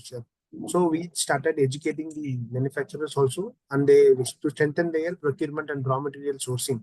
So and to strengthen their in-house laboratory, because most of the food business operators, they have an in-house laboratory. They eventually take their raw materials before processing to make it as an end product. So they have to strengthen that. So eventually, the message will be conveyed to the farmer also. So they will have a rational usage of all these pesticide residues. Okay, so there is a restriction on the use of insecticides. Insecticide means which are all described in the Insecticide Act 1968 something. Okay, so MRL, maximum residue limit in mg per kilogram of every insecticide has been given in the set regulation, contaminant toxin residue regulation 2011. So in the regulation, it speaks about some 213 insecticides overall. So there are some 213 insecticides. For example, like all the most common insecticides are given in the regulation. If you want, I can name few like Novaluron, Milbec, Milbemectin. So all the insecticides you come across in the agriculture industry, their limits has been specified in the regulation. For every product, they have given a specified limit for the standardized products. Whenever there, so the note has been given in the red highlighted, right? So that is tolerance limit of 0.01 milligram per kilogram shall apply in case of pesticides for which MRL not been fixed. In some products, this MRL may not be fixed. So we will take it as 0.01 milligram per kilogram of the insecticide. Okay. So this is how we evaluate the presence of pesticides or insecticides in the food products. So moving on to the antibiotics and pharmacologically active substances in food articles. The regulation has defined 4 antibiotics in seafoods. Okay, these are also given in the regulation. You can click in the fssa.gov.in, this contaminants toxin residue regulation. You can see the list of all the chemicals, their tolerance limit, MRL limit, what is the use, where are they prohibited. So it's in a nutshell, it's like antibiotics and pharmacologically active substances we have given in a single slide. So 4 antibiotics have been dealt up in seafood. 10 antibiotics has been described in honey. So 43 antibiotics have been discussed in food of animal origins. And the last point is very important. 19 antibiotics and veterinary drugs which are prohibited for use. So you can have a list of these 19, you can take a photograph of this also. These 19 antibiotics and veterinary drugs are prohibited for use, which should not be reflected in the end product of the food article for consumption. So this is a nutshell about the antibiotics and pharmacologically active substances in food articles. Because this is a very vast subject and technically it goes very long. I just want to give a synopsis or a brief view about the chemicals. So next, moving on. So as it is becoming a very serious threat to the country, ensuring the food safety. So FSSAI is addressing a lot of issues of pesticide as well as this antibiotic residues and regulating their use also. So FSSAI has come up with a national action plan. This is 2.0. This is also available on the internet. So this is been envisaged for 2024 to 28. So what does the strategy include? I will just list down the strategies. How do they work? This is the FSSAI's National Action Plan for Antimicrobial Resistance. Because due to the irrational or overuse of antimicrobes, we get the antimicrobial resistance in the end products as well as animal origin products. So FSSAI has come up with a National Action Plan on AMR 2.0. So what is the objectives? The first thing is to create awareness and understanding of AMR through communication, education, and training. For whom? For all the stakeholders like crop handlers, animal handlers, veterinarians, people who are sourcing the raw material. So everything we have to give them awareness and make them understand the concept of AMR. So all these IEC activities have been done. Communication, education has also been done. That is the first strategy. And second is more important, that is establishing the system. So we are establishing the labs throughout the country. So strengthening the laboratory capacity of AMR. So these regions in the left side, like we have a NFL in National Food Laboratory in Ghaziabad in the northern region, Kolkata in the eastern region, Mumbai in the western region, and in Chennai we have a NFL National Food Laboratory in Chennai. So all these are like referral labs and they give a lot of information and also guidance to other labs. So all the maps, places marked with the map showing the location of various labs. So the FSSAI is very curious in strengthening the laboratory capacity for testing AMR. Okay, this is second strategy. First is sensitizing the people by creating awareness and educating them. Second is strengthening the laboratory capacity.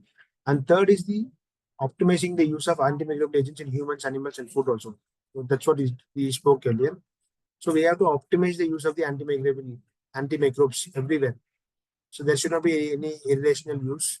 It should be used very scientific, rational, so that we can prevent all these AMR in the future. So for that, we need a very good R&D. So this action plan has a strategy to promote the research and innovation also.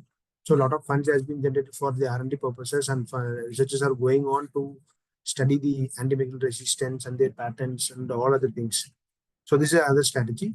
And the fifth one is strengthening the governance, coordination, collaborations, and AMR. So governance means there is a good connection between state and central departments working together, interdepartmental coordination. So training the personnel over there. So collaborations with other R&D also. So these are the strategies which are listed in the National Action Plan for AMR. Okay, because this is a very serious issue which the country is very keen to address. So what are the activities undertaken so far to address the antimicrobial resistance?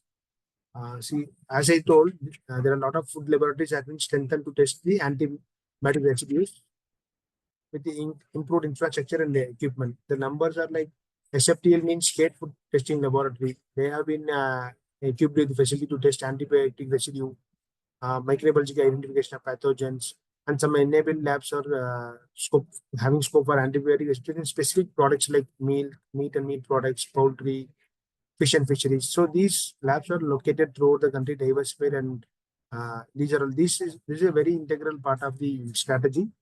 Because once you have a very good testing system, then only you can identify the problem, then you act upon it. So strengthening the laboratory is a very important factor. So then additional to that, we have conducted a lot of national surveillance drive on antibiotic residues in milk. We understand that we have conducted surveillance drive on antibiotic residues in milk. FSSAI has conducted.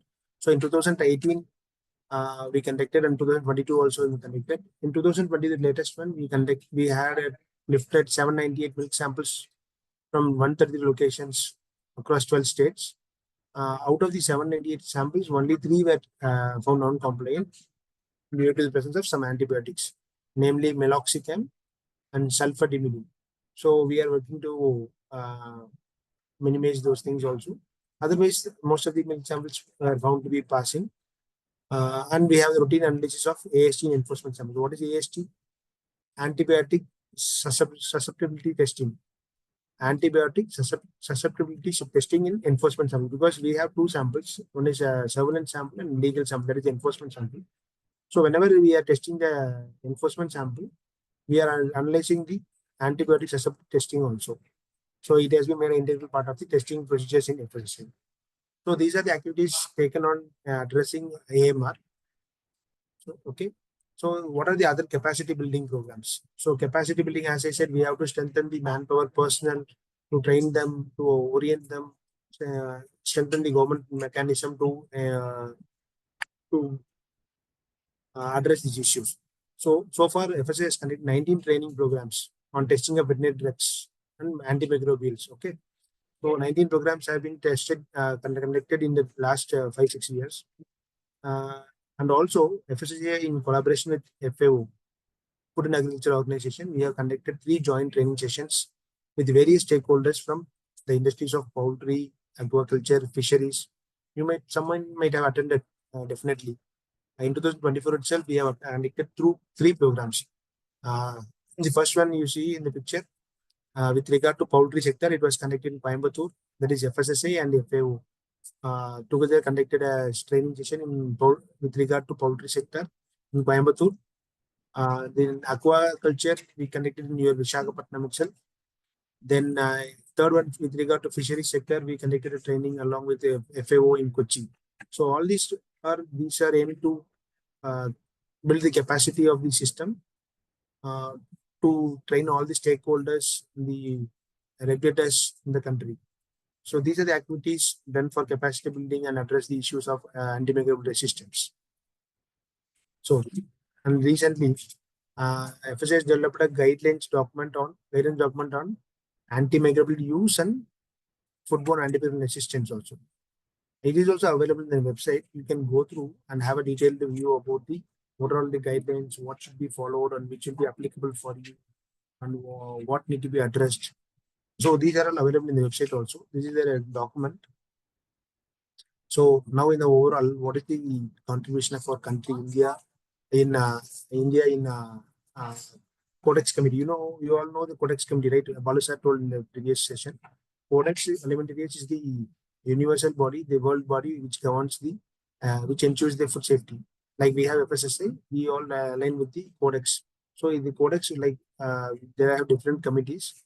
So they have a committee on residues of veterinary drugs in foods, CCRVDF. Committee on residues of veterinary drugs in foods.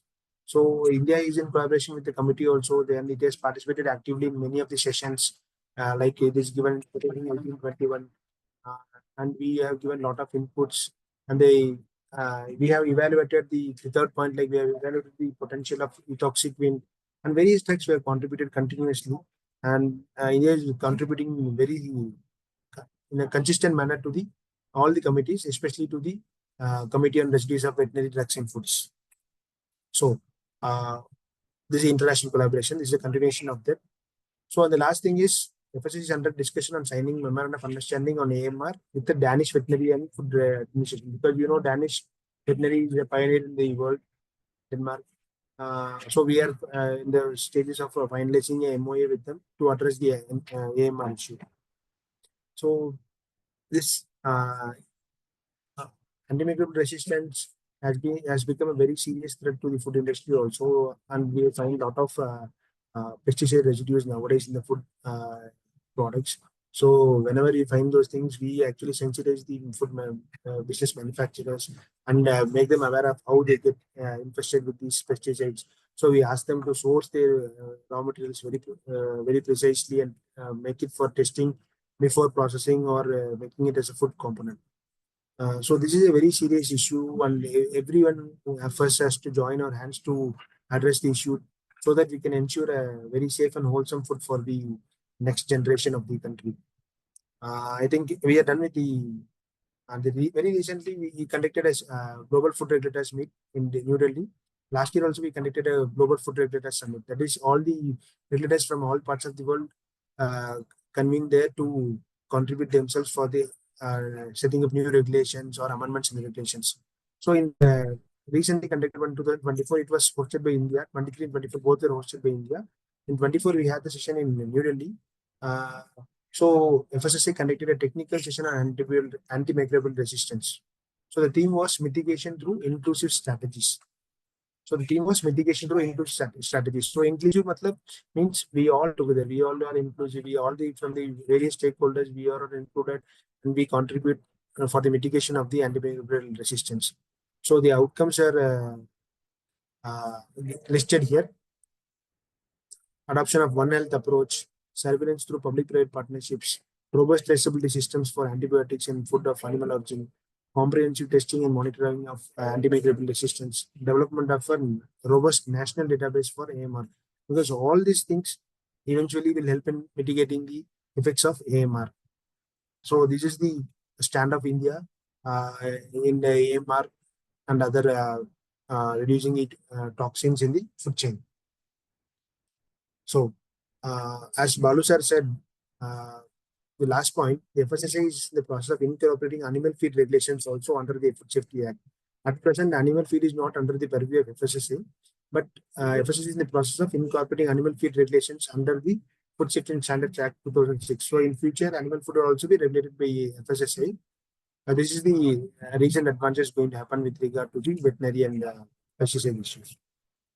So, this is a very short and brief outline of the what are the issues we are facing with the pesticides, insecticides, the residues, other contaminants, and veterinary drugs, presence of veterinary drugs, and their antimicrobial uses and their residues and resistance.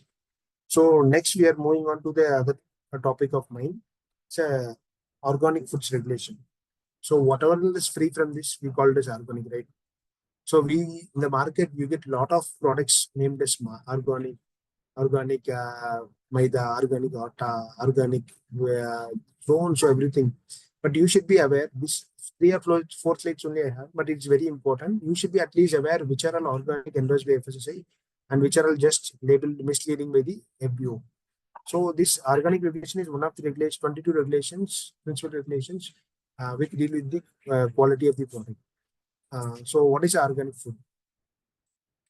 So organic food means that have been produced in accordance with the specific standards of organic food production. So what are the specific standards? The food should be complying with any one of the provisions. One is National Program for Organic Production, that should be certified, or it should be under the Participatory Guarantee System for India, PGS India, or any other system or standards as per be notified by the Food Authority from time to time. Because in future, some other body may come which will evaluate organic foods and then will certify. That will also be included and notified by the Food Authority. So now, as of now, only two systems. Only this, one is NPOP, another one is the PGS. So you all might be aware of the NPOP. So it's a program of the Government of India, which provides mechanism for the implementation of the national standards for organic production. Because they actually, right from picking the farmland to methods using of the manure, everything they support the farmer, and they'll be certified by they'll be certifying the farmer, which eventually the farmer or the vendor it can approach the FSSAI with those certificates, and he can apply for organic endorsement in FSSAI. The fees is somewhere around 25,000. So once you apply with all these NPS or PGS certificate, our personnel will be visiting your farm, your produce, they'll be testing it, then they'll be certifying you as. So only one question I'll ask you, just someone has to answer, definitely. Does anyone know what is the term or the logo for organic food given by FSSAI? Can anyone say? There is a two words together. That is the nomenclature for organic foods by FSSAI. Anyone? Does anyone know? Please respond. Okay, you not be knowing, but that is the most important. Somebody is responding, sir. Somebody is no. Somebody is wanted to speak. Please. Okay, fine. As of now, with these two systems, NPOP and PGS overall certified or guaranteed by the government, they can approach the FSSAI and they can mark their producers organic. So, next label, this is the one, the green logo with down, Jaivik Bharat. Okay, Jaivik Bharat. Wherever you find the logo, this is the properly organic endorsed product. Because many are not even aware what is this Jaivik Bharat. So, this is the logo for organic foods given by FSSAI, and it's a legally valid. Because other things you find whatever the label like organic millets, organic things, maybe, but they are not certified by the government. So this is the Jaivik Bharat logo, which has to be printed on the label or the carton, if it is certified by the FSSAI. For the process, they can apply for Jaivik Bharat. They can make an application online also. They have to pay a fee of 25,000. They should be preferably certified by NPOP or PGS. So this is about the labeling of organic food. Labeling of the package of organic food shall see, we have to find this logo. That is the thing, and there are some restrictions on what should be claimed and what not should be claimed. So I think with regard to the organic regulation, your take-home message will be Jaivik Bharat. So you have to find for this logo Jaivik Bharat, that O for organic, and say like crop which is given like B like Jaivik. So this is the organic logo for organic food in India. Right? Because I think nobody will be, most of the people will not be aware, because we always see that organic millets or something written in the packs. So they have to get certified with this. Then only they can claim it as organic. Otherwise, we will actually take legal actions on them, because that is a misleading claim, misleading that consumer. So that's it. Because this topic is very scientific and more technical. I don't want to put all the data, numbers and all. So you can go through all the links I told you. Everything is available in the fssai.gov.in website. In there, they have the regulations, act, everything. You just go like Googling, you just put it in the search bar, which chemical or which pesticide, which residue you want to find, you can find it there. So now the floor is open for meeting is open for discussion. If you have any queries, I will try to answer you. And if not, also we'll discuss and we'll put it in a better way. Yeah. Thank you so much, sir. Thank you, Dr. G, for enlightening our participants on the residues and also the organic certification and all. Can you please stop sharing so that I can see the participant names. And please, all of you, once again, I request you to come forward with any queries. Otherwise, yeah, please. Yes, ma'am. Sir, will you explain the procedure for finding out the residue in fruits and vegetables, organic products? Yes, ma'am. Actually, we have usually we lift samples. There are two kinds of lifting sample by the FSSAI. One is, I told you, surveillance sample, because every month as a surveillance activity we lift samples from the market. Like we have a count for every CF, so 25 samples, and we send it to the laboratory for analysis. In surveillance sample, we do not test everything. There are some certain parameters which has to be tested as per the National Surveillance Action Plan, NSAP, because there is a National Surveillance Action Plan which gives what products has to be taken for surveillance in which month. So we usually take, and in that we usually find these metal contaminants. For specific product, there some specific tests are given in the regulation. The other sample is legal sample or the enforcement sample. Whenever the surveillance sample fails, or any complaint is there, or anybody want to get it tested legally, the enforcement sample comes in. The legal sample, we test a lot of parameters like pesticides. We test all 213 pesticides. So for some products, some pesticides are specifically given. For example, if you take milk, aflatoxin will be given. But some chemicals like residues like, for example, I am finding here oxyfluorophene. Sometimes it may not be there. It is given only for, I am reading out from the regulation. Oxyfluorophene, the limits are given only for rice, groundnut oil, mentha, tea, potato, onion. Okay. Only for these products, the limit is specified. For all other things, you have to take it as 0.01 milligram per kilogram. As I said, right? Whenever there is not a MRL limit given, you will take the value as 0.01 as the limit. So the results are based on some high color chromatography. All these things are there. A lot of machineries are available. In one go, chromatography methods only they are using. In one go, they test all the 213 parameters. We get the results. And we have referral labs also. Whenever the FBO, food business operator, or the farmer feels, no, your report is wrong, my product is good, they have an option to appeal. Within 1 month of getting the report, they have to appeal through Form 8. They have a method for appeal. They have to pay the fees for testing again. First time the fees will be borne by the FSSAI itself. So when you are going for appeal, the fees will be borne by the food business operator. So there are some referral laboratories throughout the country. We send these samples to the referral laboratory. They test all these parameters. So for every product or every insecticide, there are some specific tolerance limits or MRL given in the regulation. You have to go through that. This is the thing with regard to testing. I think I might have convinced you. If not, you can ask some more questions also. Yeah. Thank you, and I appreciate Hasina for asking question. And any other question, please come forward. Sir, good morning, sir. Sir, may I know you are told that 19 antibiotics and veterinary drugs are banned for using in the field actually. Sir, may I know the names of that antibiotics drugs which are banned in the veterinary sector? I actually shared in the thing. For instance, I can share that slide again. You can take a screenshot or take a picture of this thing. Otherwise, also with two PPTs, 2 presentations will be shared among all the participants. No problem.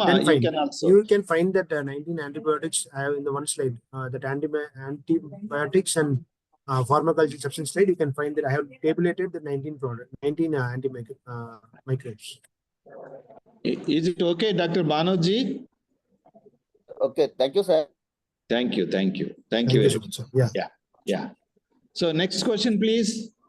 Anybody?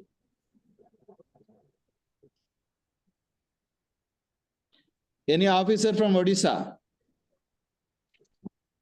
And you can share your experience of these pesticides in your role also. Yes. That's what actually I am about to ask them, sir.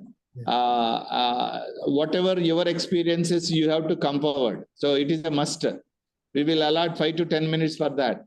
Whatever you come across, your experience through a case or a brief presentation. You can also just say a few things about what you have come across in the past regarding this, the previous topic or this topic.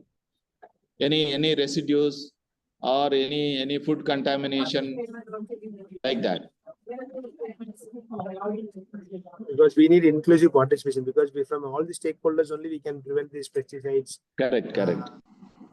Antimicrobes, everything. So we have a much larger role than what we have achieved, because we are just at the end role testing the products. You are right from the production, manufacturing, or in the production of the products, everything. So your role is huge. So you can share your experience also. Yes, please.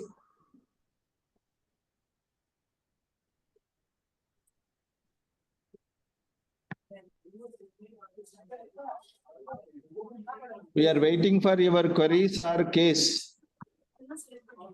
Please.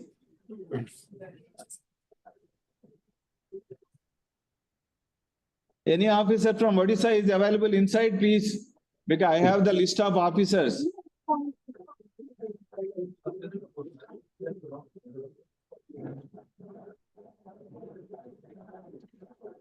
So Yes, when you're please. saying, so when you're sending a sample for analysis, how many samples you should take? Yeah. Okay. Ma'am, what's the good name? Who is speaking? Please let me know. Who is speaking? Who has asked the question? Sir, Hasina. Hasina. Right. Okay, Hasina ji. Yes, please. Yeah, ma'am. It's a good question. Actually, as I said, we have two sampling, right? One is surveillance sampling and enforcement sampling. Enforcement sampling has a more legal validness. So surveillance sampling, you usually pick one sample. The sample size may differ. For every product, they are given a sample size. For some products like 500 ml, 500 grams. So a product-based, product-specific volume is there. In case of enforcement sample, we lift 4 samples of the product in the set quantity. For example, if I have to take 500 grams of chili powder, we will take 4 samples of 500 grams of chili powder. So of that, one sample will be sent for analysis to laboratory. You understand? We lift 4 samples for legal sampling. One will be sent for analysis to laboratory. One sample, the 4th sample, it will be given. There is an option for the food business operator, the manufacturer or processor, to get tested by himself to some other lab, because to cross verify the results.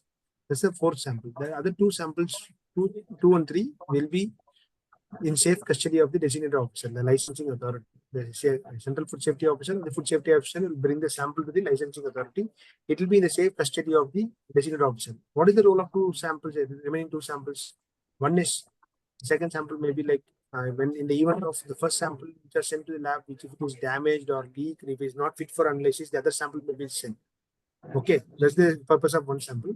The other sample is, in the case of appeal, I told you, so we have a retesting option. So in that case, the same product will be sent to the referral lab. So all these samples should be taken in a sealed manner. Like what you do, we will be deleting the brand name, maybe if there is sticker is there, we will press sticker. If there is a printed one, we will press sticker, or we will mark it, delete it with a permanent marker, because brand name and all these things we will delete. Address for FSSAI, the food business operator details will delete. So we will pack it in a brown sheet and put a seal, a rec seal, So the same way we pack it with the date and everything signed by the food business operator, the food safety officer who is collecting. So we will lift actually 4 samples. First one is for testing, primary testing. The 4th one is the option of the BO, food business operator, to get tested by himself. The second and third will be a buffer sample. One is for retesting, other one in case of any damage or further appeal in cases and all. So this is how we make the sampling, and we send it to the NABL accredited and FSSAI notified labs for primary testing. When the primary testing is, if there is any failure, the FBO wants to go for appeal, we go to the referral labs. So this is the way the process goes on in testing.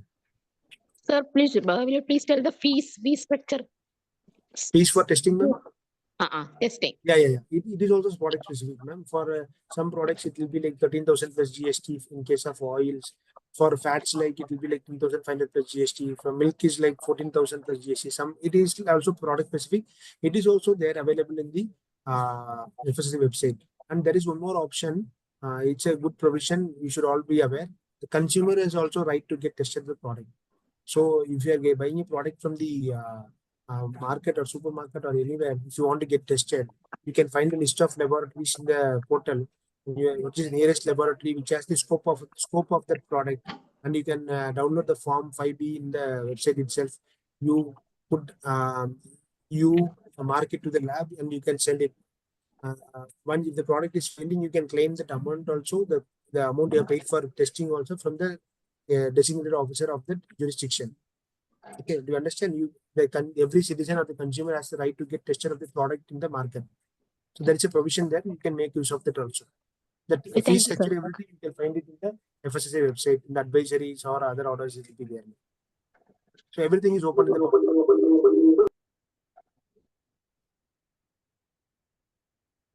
So have I convinced you, ma'am? Yes, sir. Yes, sir. Thanks, sir. Okay. Yeah. So welcome. Yeah, thank you, Asinaji. Any other question, please? Hello, sir. Yes, please. In Kerala, the supplementary food, it was found that. Excuse me. Someone else can switch off your mic because it's echoing. Others, please mute your mics. There is some resound is coming. Yeah, please, ma'am. Neelofar, madam. Yes. Kindly reduce your volume. I think you are connected through two devices. Connected through two devices, madam. Ma'am, you are using two devices. Because of that, some echo That is magnetic coming. resonance is coming. Yes, yes. You switch off one and then please proceed with another one. Or else reduce your volume. Yeah, please go with your question, ma'am. Proceed with your question, Neelofar ji. Ma'am.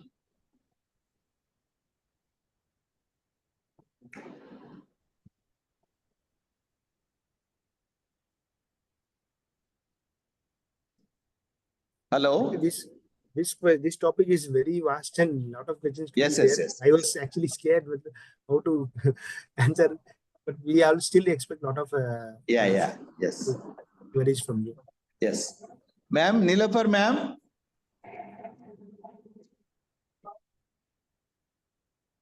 Okay. Meanwhile, any other question we will take up. She may be. Yes, ma'am. Are you there? Yes. Yeah, please Yes, proceed. now you are very clear, ma'am. Please. Sir, I want to say that in Kerala, that the supplementary food Amridam is being provided. Okay. In that, it was found that aflatoxin is there in some of the unit they produced. So, what will be the reason for it? And there are many category of alpha toxin, I think so, like that. So in the Then Amritam food, I have another question that in supplementary food there is we are adding premix. So for the both the product there will be separate FSSAI regulation. Yeah, nice question. Actually, this Amritam should be a supplementary food, I guess, right? Amritam is also the name of supplementary food. Is it so, ma'am? Sir, did you get it? Yeah, Amritam is the name of the supplementary food, or fine. Actually, ma'am, we have a separate regulation for nutraceutical and health supplements. That's a very serious regulation because a lot of health supplements, whatever you are taking in the market, let it be in the tablet form or syrup form, or you could have find that FSSAI number, because all these health supplements and nutraceuticals are regulated by Food Safety FSSAI, not by CDSCO, which is a Central Drug Surveillance and Control Organization. Actually, that controls all the drugs in the country. But as a scope for FSSAI, most of the health supplements and nutraceuticals are governed by and managed and regulated by FSSAI. So all these comes under high risk category of food safety. So we placed all these drugs under all these food products under high risk category. So there will be thorough testing and stringent norms are there. And that too, supplementary foods, it's a very high risk category. 13.2, we have a specific category. You have to get license under that specific category. Who are producing that for supplementary like Cerelac, cereal-based foods, supplementary, your Amritam or PDS system or your ICDS, whatever is giving, it is been there, ma'am. So we have specific regulations and it should meet the standards mentioned in the regulations. So that is under a high risk category. So automatically the surveillance will be good. Next thing is in the most of the foods like what you said, Amritam will be a supplementary thing. So they mix a lot of pulses, legumes, and nuts also. So nuts nowadays has been the biggest source of aflatoxins because wherever we are testing for the chickies, nuts and all, we find aflatoxins because of this fungal growth and also moisture, everything. So we are then eventually when we are finding if it is unsafe, we are taking legal action on them. That is like if it is found to be unsafe and it's proved with the negligence of the food business operator, then they have provisions for imprisonment up to 1 year also, fines up to 10 lakhs also. So that is the legal outcome.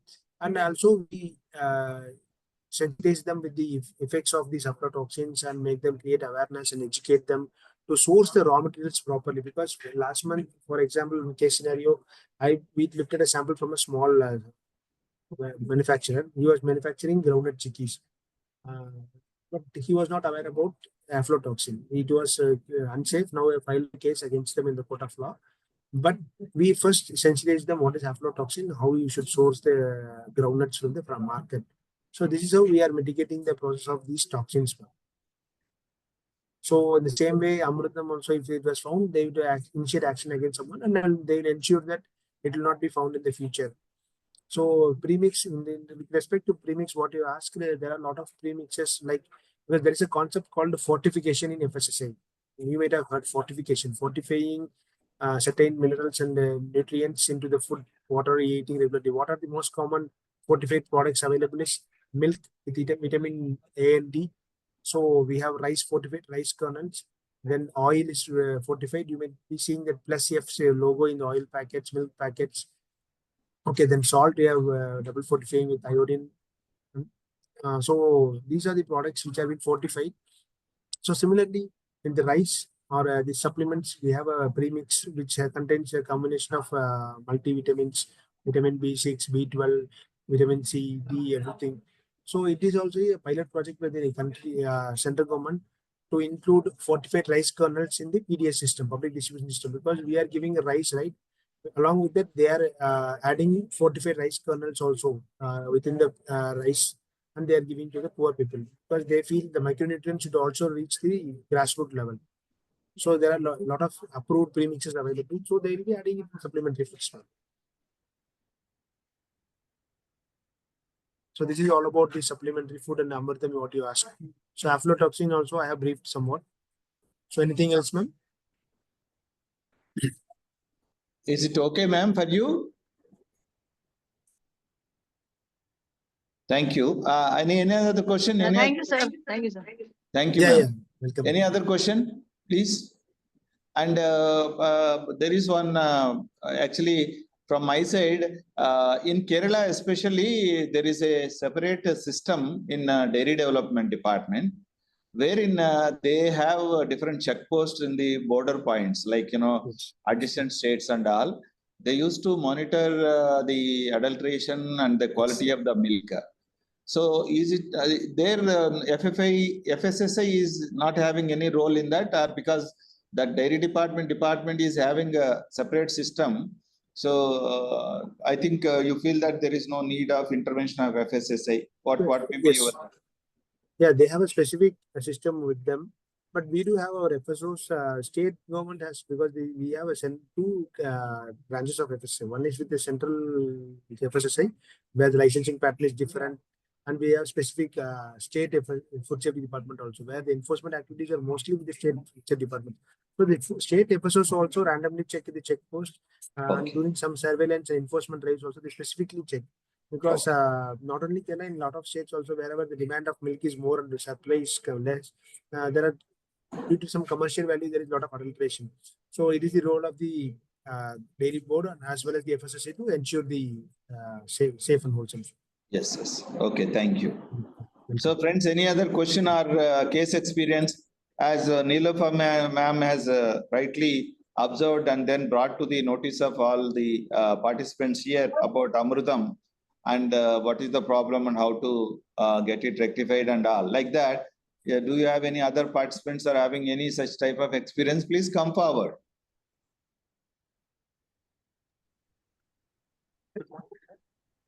Yes, please.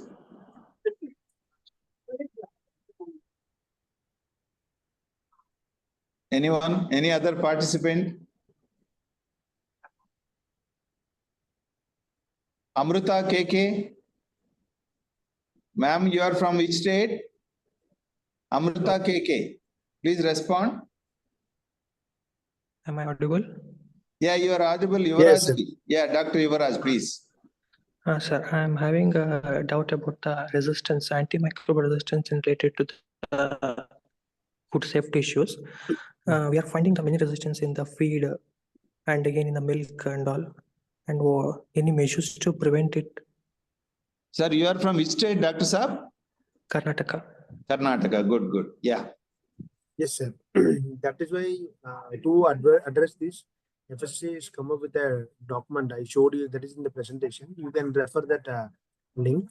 How to use and with regard to the antimicrobial use and the effects of antimicrobial resistance. So product antimicrobial wise also they have given specific guidelines. So how to rationally use, because now there is a over usage of antibiotics. That is a very alarming threat to everywhere, not only food, in health industry also, veterinary industry also, because we are taking a lot of OTC, over the counter drugs, and we are giving medicating the veterinary the vets animals also on our own. Nowadays it should become a practice. A lot of quacks are there. So due to all these things, without knowing the limit of the drug to be used and without knowing the course of the drug, people are started giving. So all these things are delivered in the products of the animal, like milk, meat, all these products, and which we defecate, which eventually comes to the ground also. It's a vicious cycle. So there are a lot of guidelines given how to use these antibiotics rationally, so that we can mitigate the AMR. So in detail, you can refer the documents, sir. Otherwise, if you want some specific thing also, I just need to refer and tell you, sir. Because it's a very wide topic, right? Because every antimicrobe has a different role and different indication for use, but the usage has now become very irrational also at times, because if you go down to the village level, people just take advice from unprofessional quacks also, and they follow that, which is causing so much damage actually in the long run. Thank you, sir. Welcome, sir.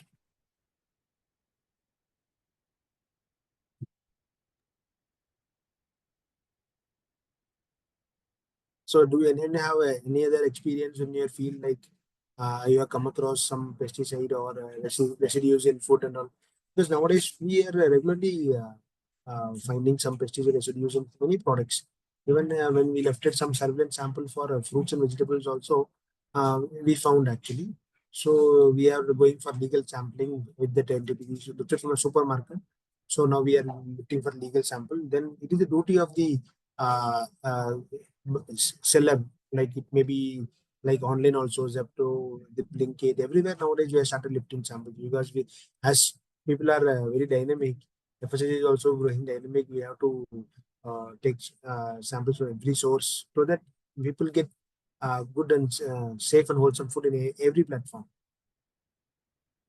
It is quite alarming, but once we start sensitizing people, create awareness, we can bring down all these things. Because out of ignorance only, lot of this pesticide overusage, antibiotics overusage is happening, I believe. So it's our responsibility of every individual, every stakeholder to take the information down to the last grassroots level also. Yeah, okay, thank you. Urmila ma'am, Urmila Chaudhary, I'm seeing here name. Are you there, ma'am? Please respond. Urmila ma'am, are you there? Hello?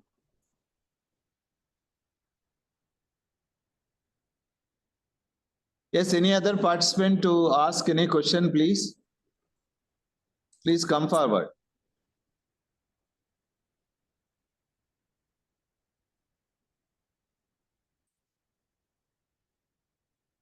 Sir, Fine, I think. Yes, yes, ma'am. Ashwati ma'am, please. so I have a doubt, sir. I'm an agricultural officer. Yeah. So Madam? here we are having crops, so seasonal crops are there. So you tell in organic certification program, sir, how often you will be conducting inspections? So we'll be having a season. So only after the harvest we are going to inspect, or in between there will be inspections. So how these inspections are being scheduled? Ma'am, mostly these organic fund forms are these schemes has been funded by, known by the NPOP or the PGS also. So once you are certified with them, they give you all the process, right? NPOP and all, I heard that they give you what to do and how to do everything. So once you are registered with the NPOP, come and apply with the FSSI. Our officer will assign an officer from HQ. You have to apply in Delhi only. So they will assign an officer from New Delhi to you visit your farm. So they will do soil, they lift soil test, soil for testing. The product also they will look for testing, and other documents will be given by NPOP also. So I am not very clear about what are the documents that you can take it from the internet. But once it is certified by the NPOP and PGS, it is very easy to get it from FSSA only, because they will facilitate in getting it certified. Nowadays, only few people are very aware about this, and only less number of certification has been done so far. Most of the things has been done in Northeast also, the Sikkim and all have done. And here also people are gaining the knowledge through somewhere, and they are interested in getting tested. The fees is somewhere around 25,000. So once you pay and submit your application, the inspection will be done by the officer from FSSA headquarters. And once everything is found compliant, the certificate will be given. There is not nothing much difficult actually. Okay, sir. Thank you. Yeah.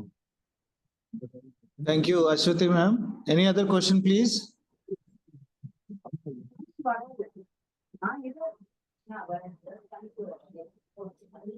Any other question? I think everybody is ready for lunch. It's been already 30%. Are you feeling hungry? Yeah. Okay. Rakesh ji?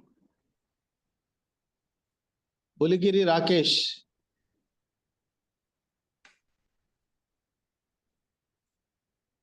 Okay, if there are no questions, let us proceed further.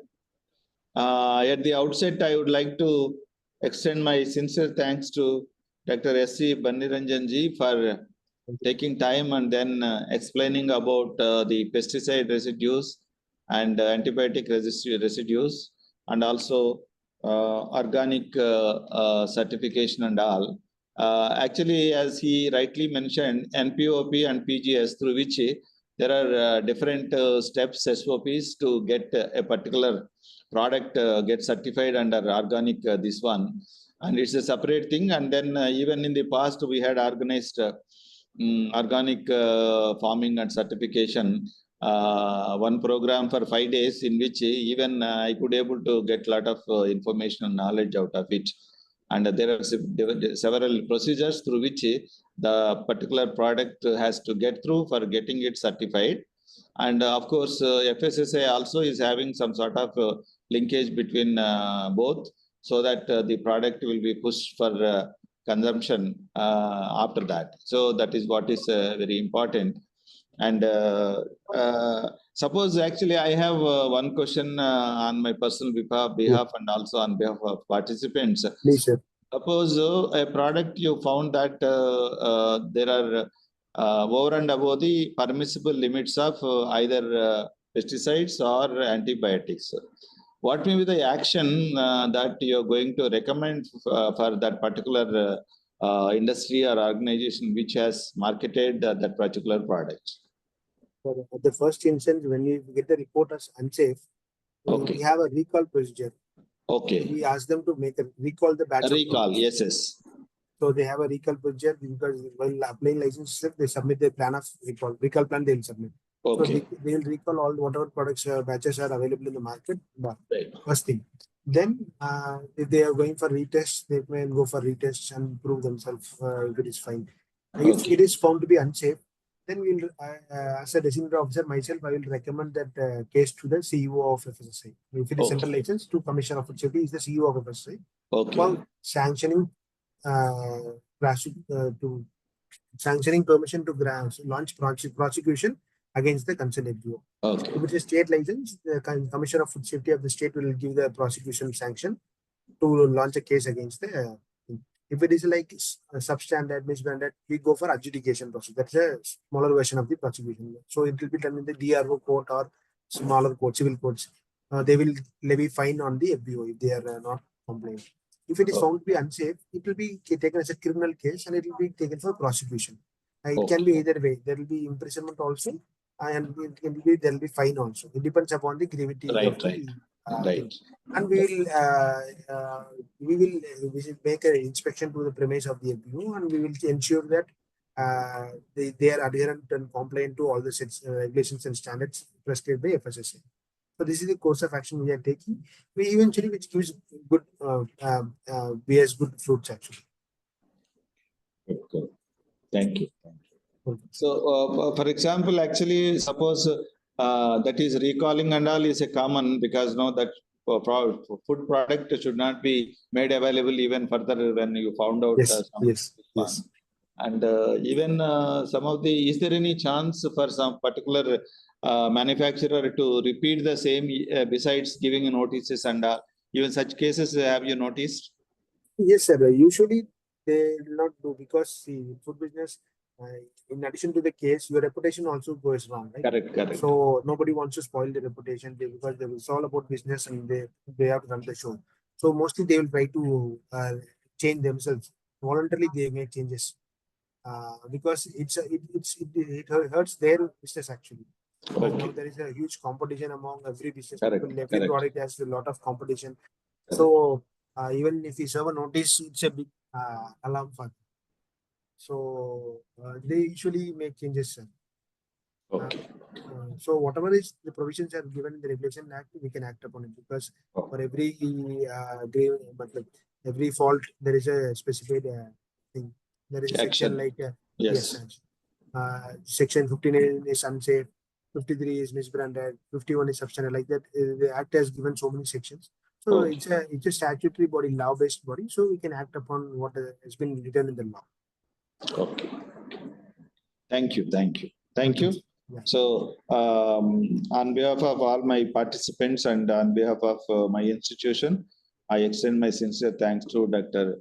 Banni Ranjan for delivering a session on this. And I hope our participants are going to make use of this learned knowledge for the further purpose. And of course, the two presentations are already shared in the group created for the purpose. And thank you, Dr. Banni Ranjan. Yeah, thank you so much, sir. Thank you for giving this opportunity also. I hope I have just done some justice. Yeah. Thank you so much, sir. Yeah. Thank you. Thank you so much. Thank you, everyone. Friends, please stay back for a few minutes before closure of this program. And we are going to, actually, I announced already that we are going to post in the group or Google form to attend about the learning and the purpose of which this program has been initiated and then taken up, and then how we are going to make use. Rajgaru, our backend team will be posting you the Google form. Rajgaru, adi post chestara etla adi Google form. Right, sir. WhatsApp group lo pedta ikkada chat lo kuda pettesta. So please, I hope all of you have listened. The Google form will be sent to you through your email ID and chat also. It's in the chat box also. It will be posted, and in the group also it is posted. Please go through and then attend that, please. And finally, we will be closing after a few minutes. Thank you.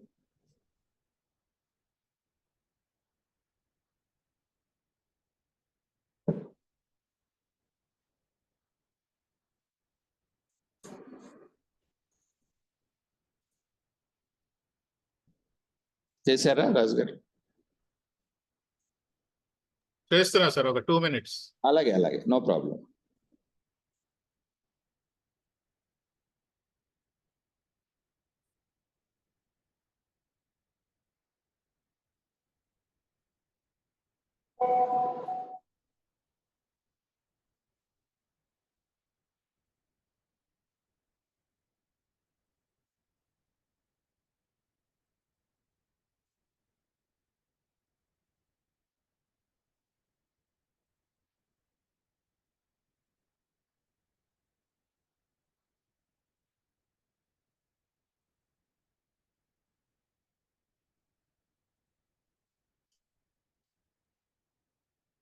Once it is done, I request all of you, please, any one or two or anybody would like to just express your opinion about organizing this, you are most welcome. Please be ready for that.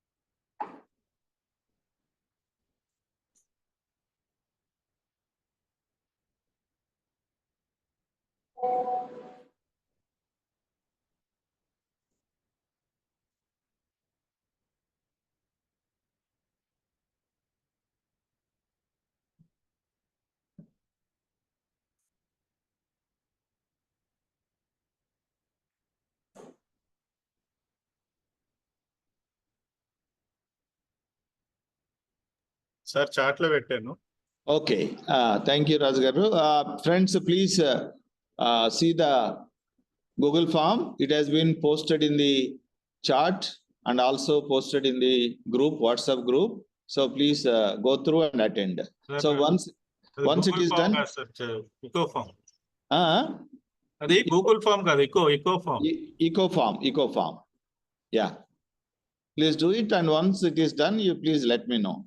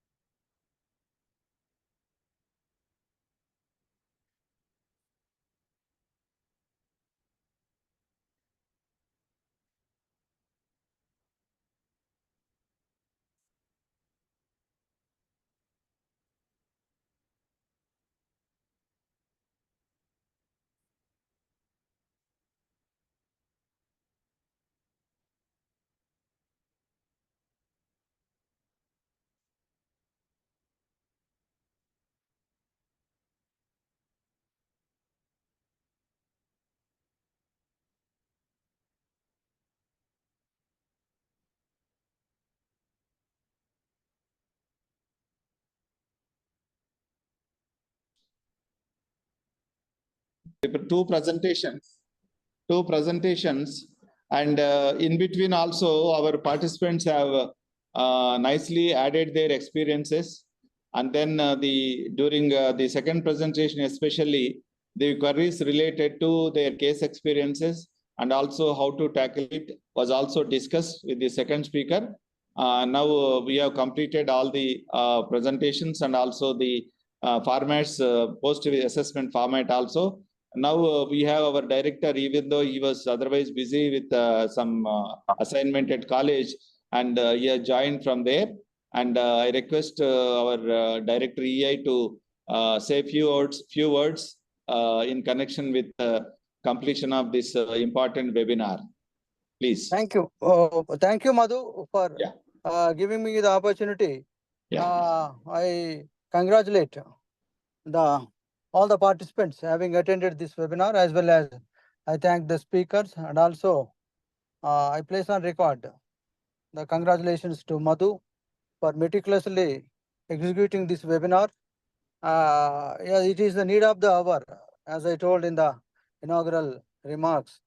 The food safety and maintaining the standards should be honored from top to bottom level. This knowledge especially should not be restricted at one point. At all points, all the stakeholders should be enlightened on this issue. The most important stakeholder, farmer.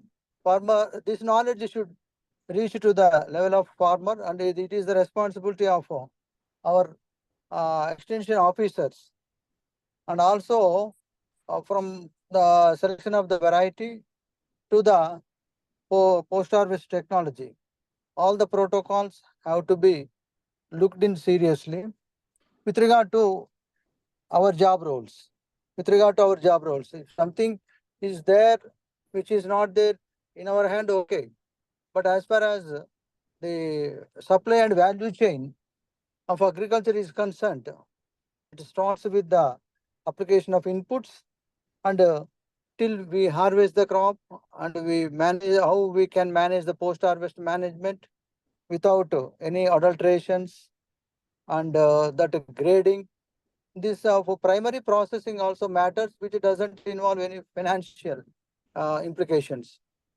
So with this, I request all the participants, please see that this knowledge should reach to the last mile user in the supply and value chain, so that and the exports, so that the future of agriculture depends upon how much of agriculture products we export to the countries which are demanding our products. There is a influx of demands and requirements from different countries.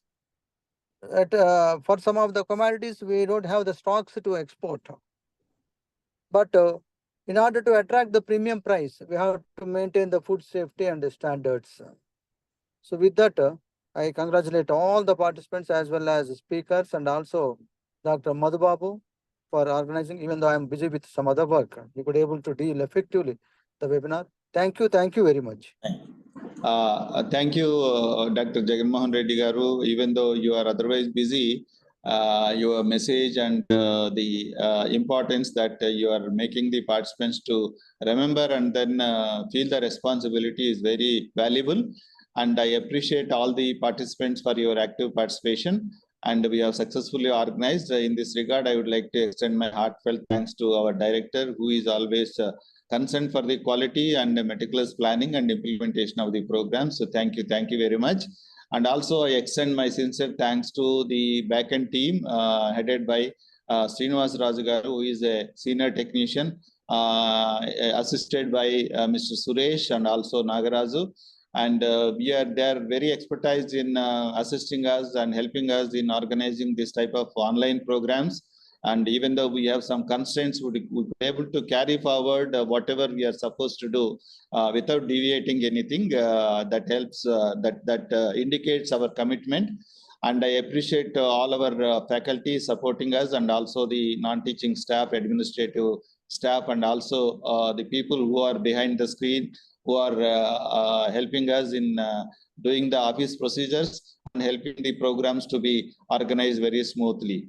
And finally, I wanted to extend my heartfelt thanks and sincere thanks to all of you. Unless you are open-minded and then actively involved, it is not going to help the system. So you are the persons who are the ambassadors and take the message to the farmers, ultimate farmers, and make this initiative more fruitful.